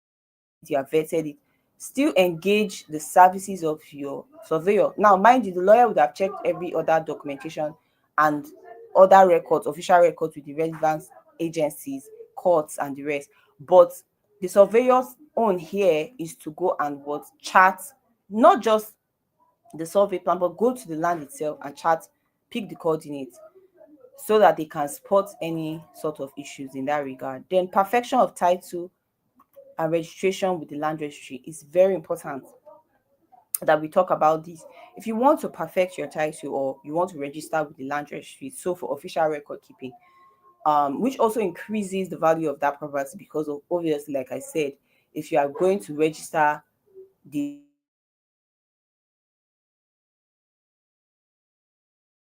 deed there and you know in terms of pricing as an entrepreneur, you know that you have processed this, you have paid some amount, you can be able to price it further higher. And it also gives people peace of mind knowing that okay, there's official records there. But it's very important that apart from registration, that before you register that property, you have gone ahead to do your due diligence and you have engaged the services of the what right professionals. So that leads me to the next point. Who should you be working with? Real estate brokers. Yeah, you can, even at the initial stage as a real estate entrepreneur, a lot of people start with real estate brokers. They sell other people's land, other real estate companies' land. They market and sell, and also do a lot of like joint partnerships, to sell property. But you want to know that, like I said, collaboration. You want to work with other people in the field, other people that are selling real estate. So work with them. Two, you want to work with lawyers, people in this that have experience in real estate law practice can always give you an edge in transactions because and it's important to heed them. Don't just say, oh, this person doesn't know what they are doing. I am better suited. I just want to collect. I have a grand vision. I know how much I can make from this particular transaction. You don't know what I can make. I have seen cases of where people decide not to heed the voice of their real estate lawyer and they go ahead 3 months, 5 months, they are still battling court cases. So it's important to always heed the advice of your what lawyers. Then three, estate surveyors and valuers. You want to work with estate surveyors, like I said, in transactions, land surveyors, quantity surveyors, QS. If you're in the real estate sector, if you can afford to get a QS, why not? Because they'll help you in terms of pricing and all of that. And the right materials and pricing and all those things. So it's important. Then architects and engineers, work with all these people. You can have them on speed dial. Get the numbers and contacts of all these people I mentioned, and so that they can help you in the process. Like I said in summary, collaboration is key for success. Don't work in isolation. Thank you, thank you, thank you. I'm Trauma and I'm a partner at Sister Attorneys. You can always connect with us at info@sisterattorneys.com.ng. I appreciate you coming on this particular training session and I hope to see you again. Thank you, thank you, thank you. Thank you very much, man. Thank you very, very much. We're so glad to have you on our training. Thank you for this training. We appreciate your efforts. Thank you for the time. Say God bless you, and this knowledge will not leave you in Jesus' name. Thank you very much, ma. Thank you, Amen. everyone Thank else. you. Thank you for joining. Thank you for your presence. I really, really appreciate your engagement. Thank you so, so much. Sorry for taking your time. We've taken 21 minutes. We are supposed to end by 8, but because of our timing and all, but really appreciate your engagement and your presence in today's class. So we'll continue tomorrow, same time from 5 to 8 by the grace of God. We'll meet, same platform. The link will be sent. Any other thing we want to communicate to you guys will be sent to the group. Really appreciate everybody. See you tomorrow, and we pray that tomorrow when we shall gather here again, that it shall be another back to back knowledge, more knowledge to gain. Thank you so much. Have a very wonderful night. You can to end the session. I would like you to send your favorite emoji to show that you're excited for what we've learned today, from the introduction to extraordinary realtor and to Barrister Chioma's class. I want to say you guys should send your favorite emoji to show that yes, you're really excited for today's class. I want to see the emoji in the comment section. I think we are four active now. People have left, probably network, or they just had some things to do. So please just send your favorite emoji.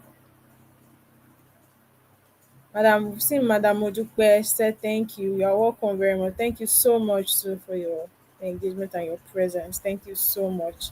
Yes, I've seen your favorite emoji. Mr. Lala, I've seen your favorite emoji. Thank you so much for staying with us till now. Thank you very, very much. And we pray that by next week, I'll be sorry, I say next week, by tomorrow, that we shall see you today too with full force. So we shall learn everything we've planned to learn. So we're coming to the end of today's session, and you guys have a very wonderful night. Tomorrow is Sunday. Go to church, go to mosque, worship God, and meet here by 5 p.m. Same time. Don't worry. Tomorrow we will not waste too much time. Everything will go as planned. All right. Thank you very much. Bye bye. Good night.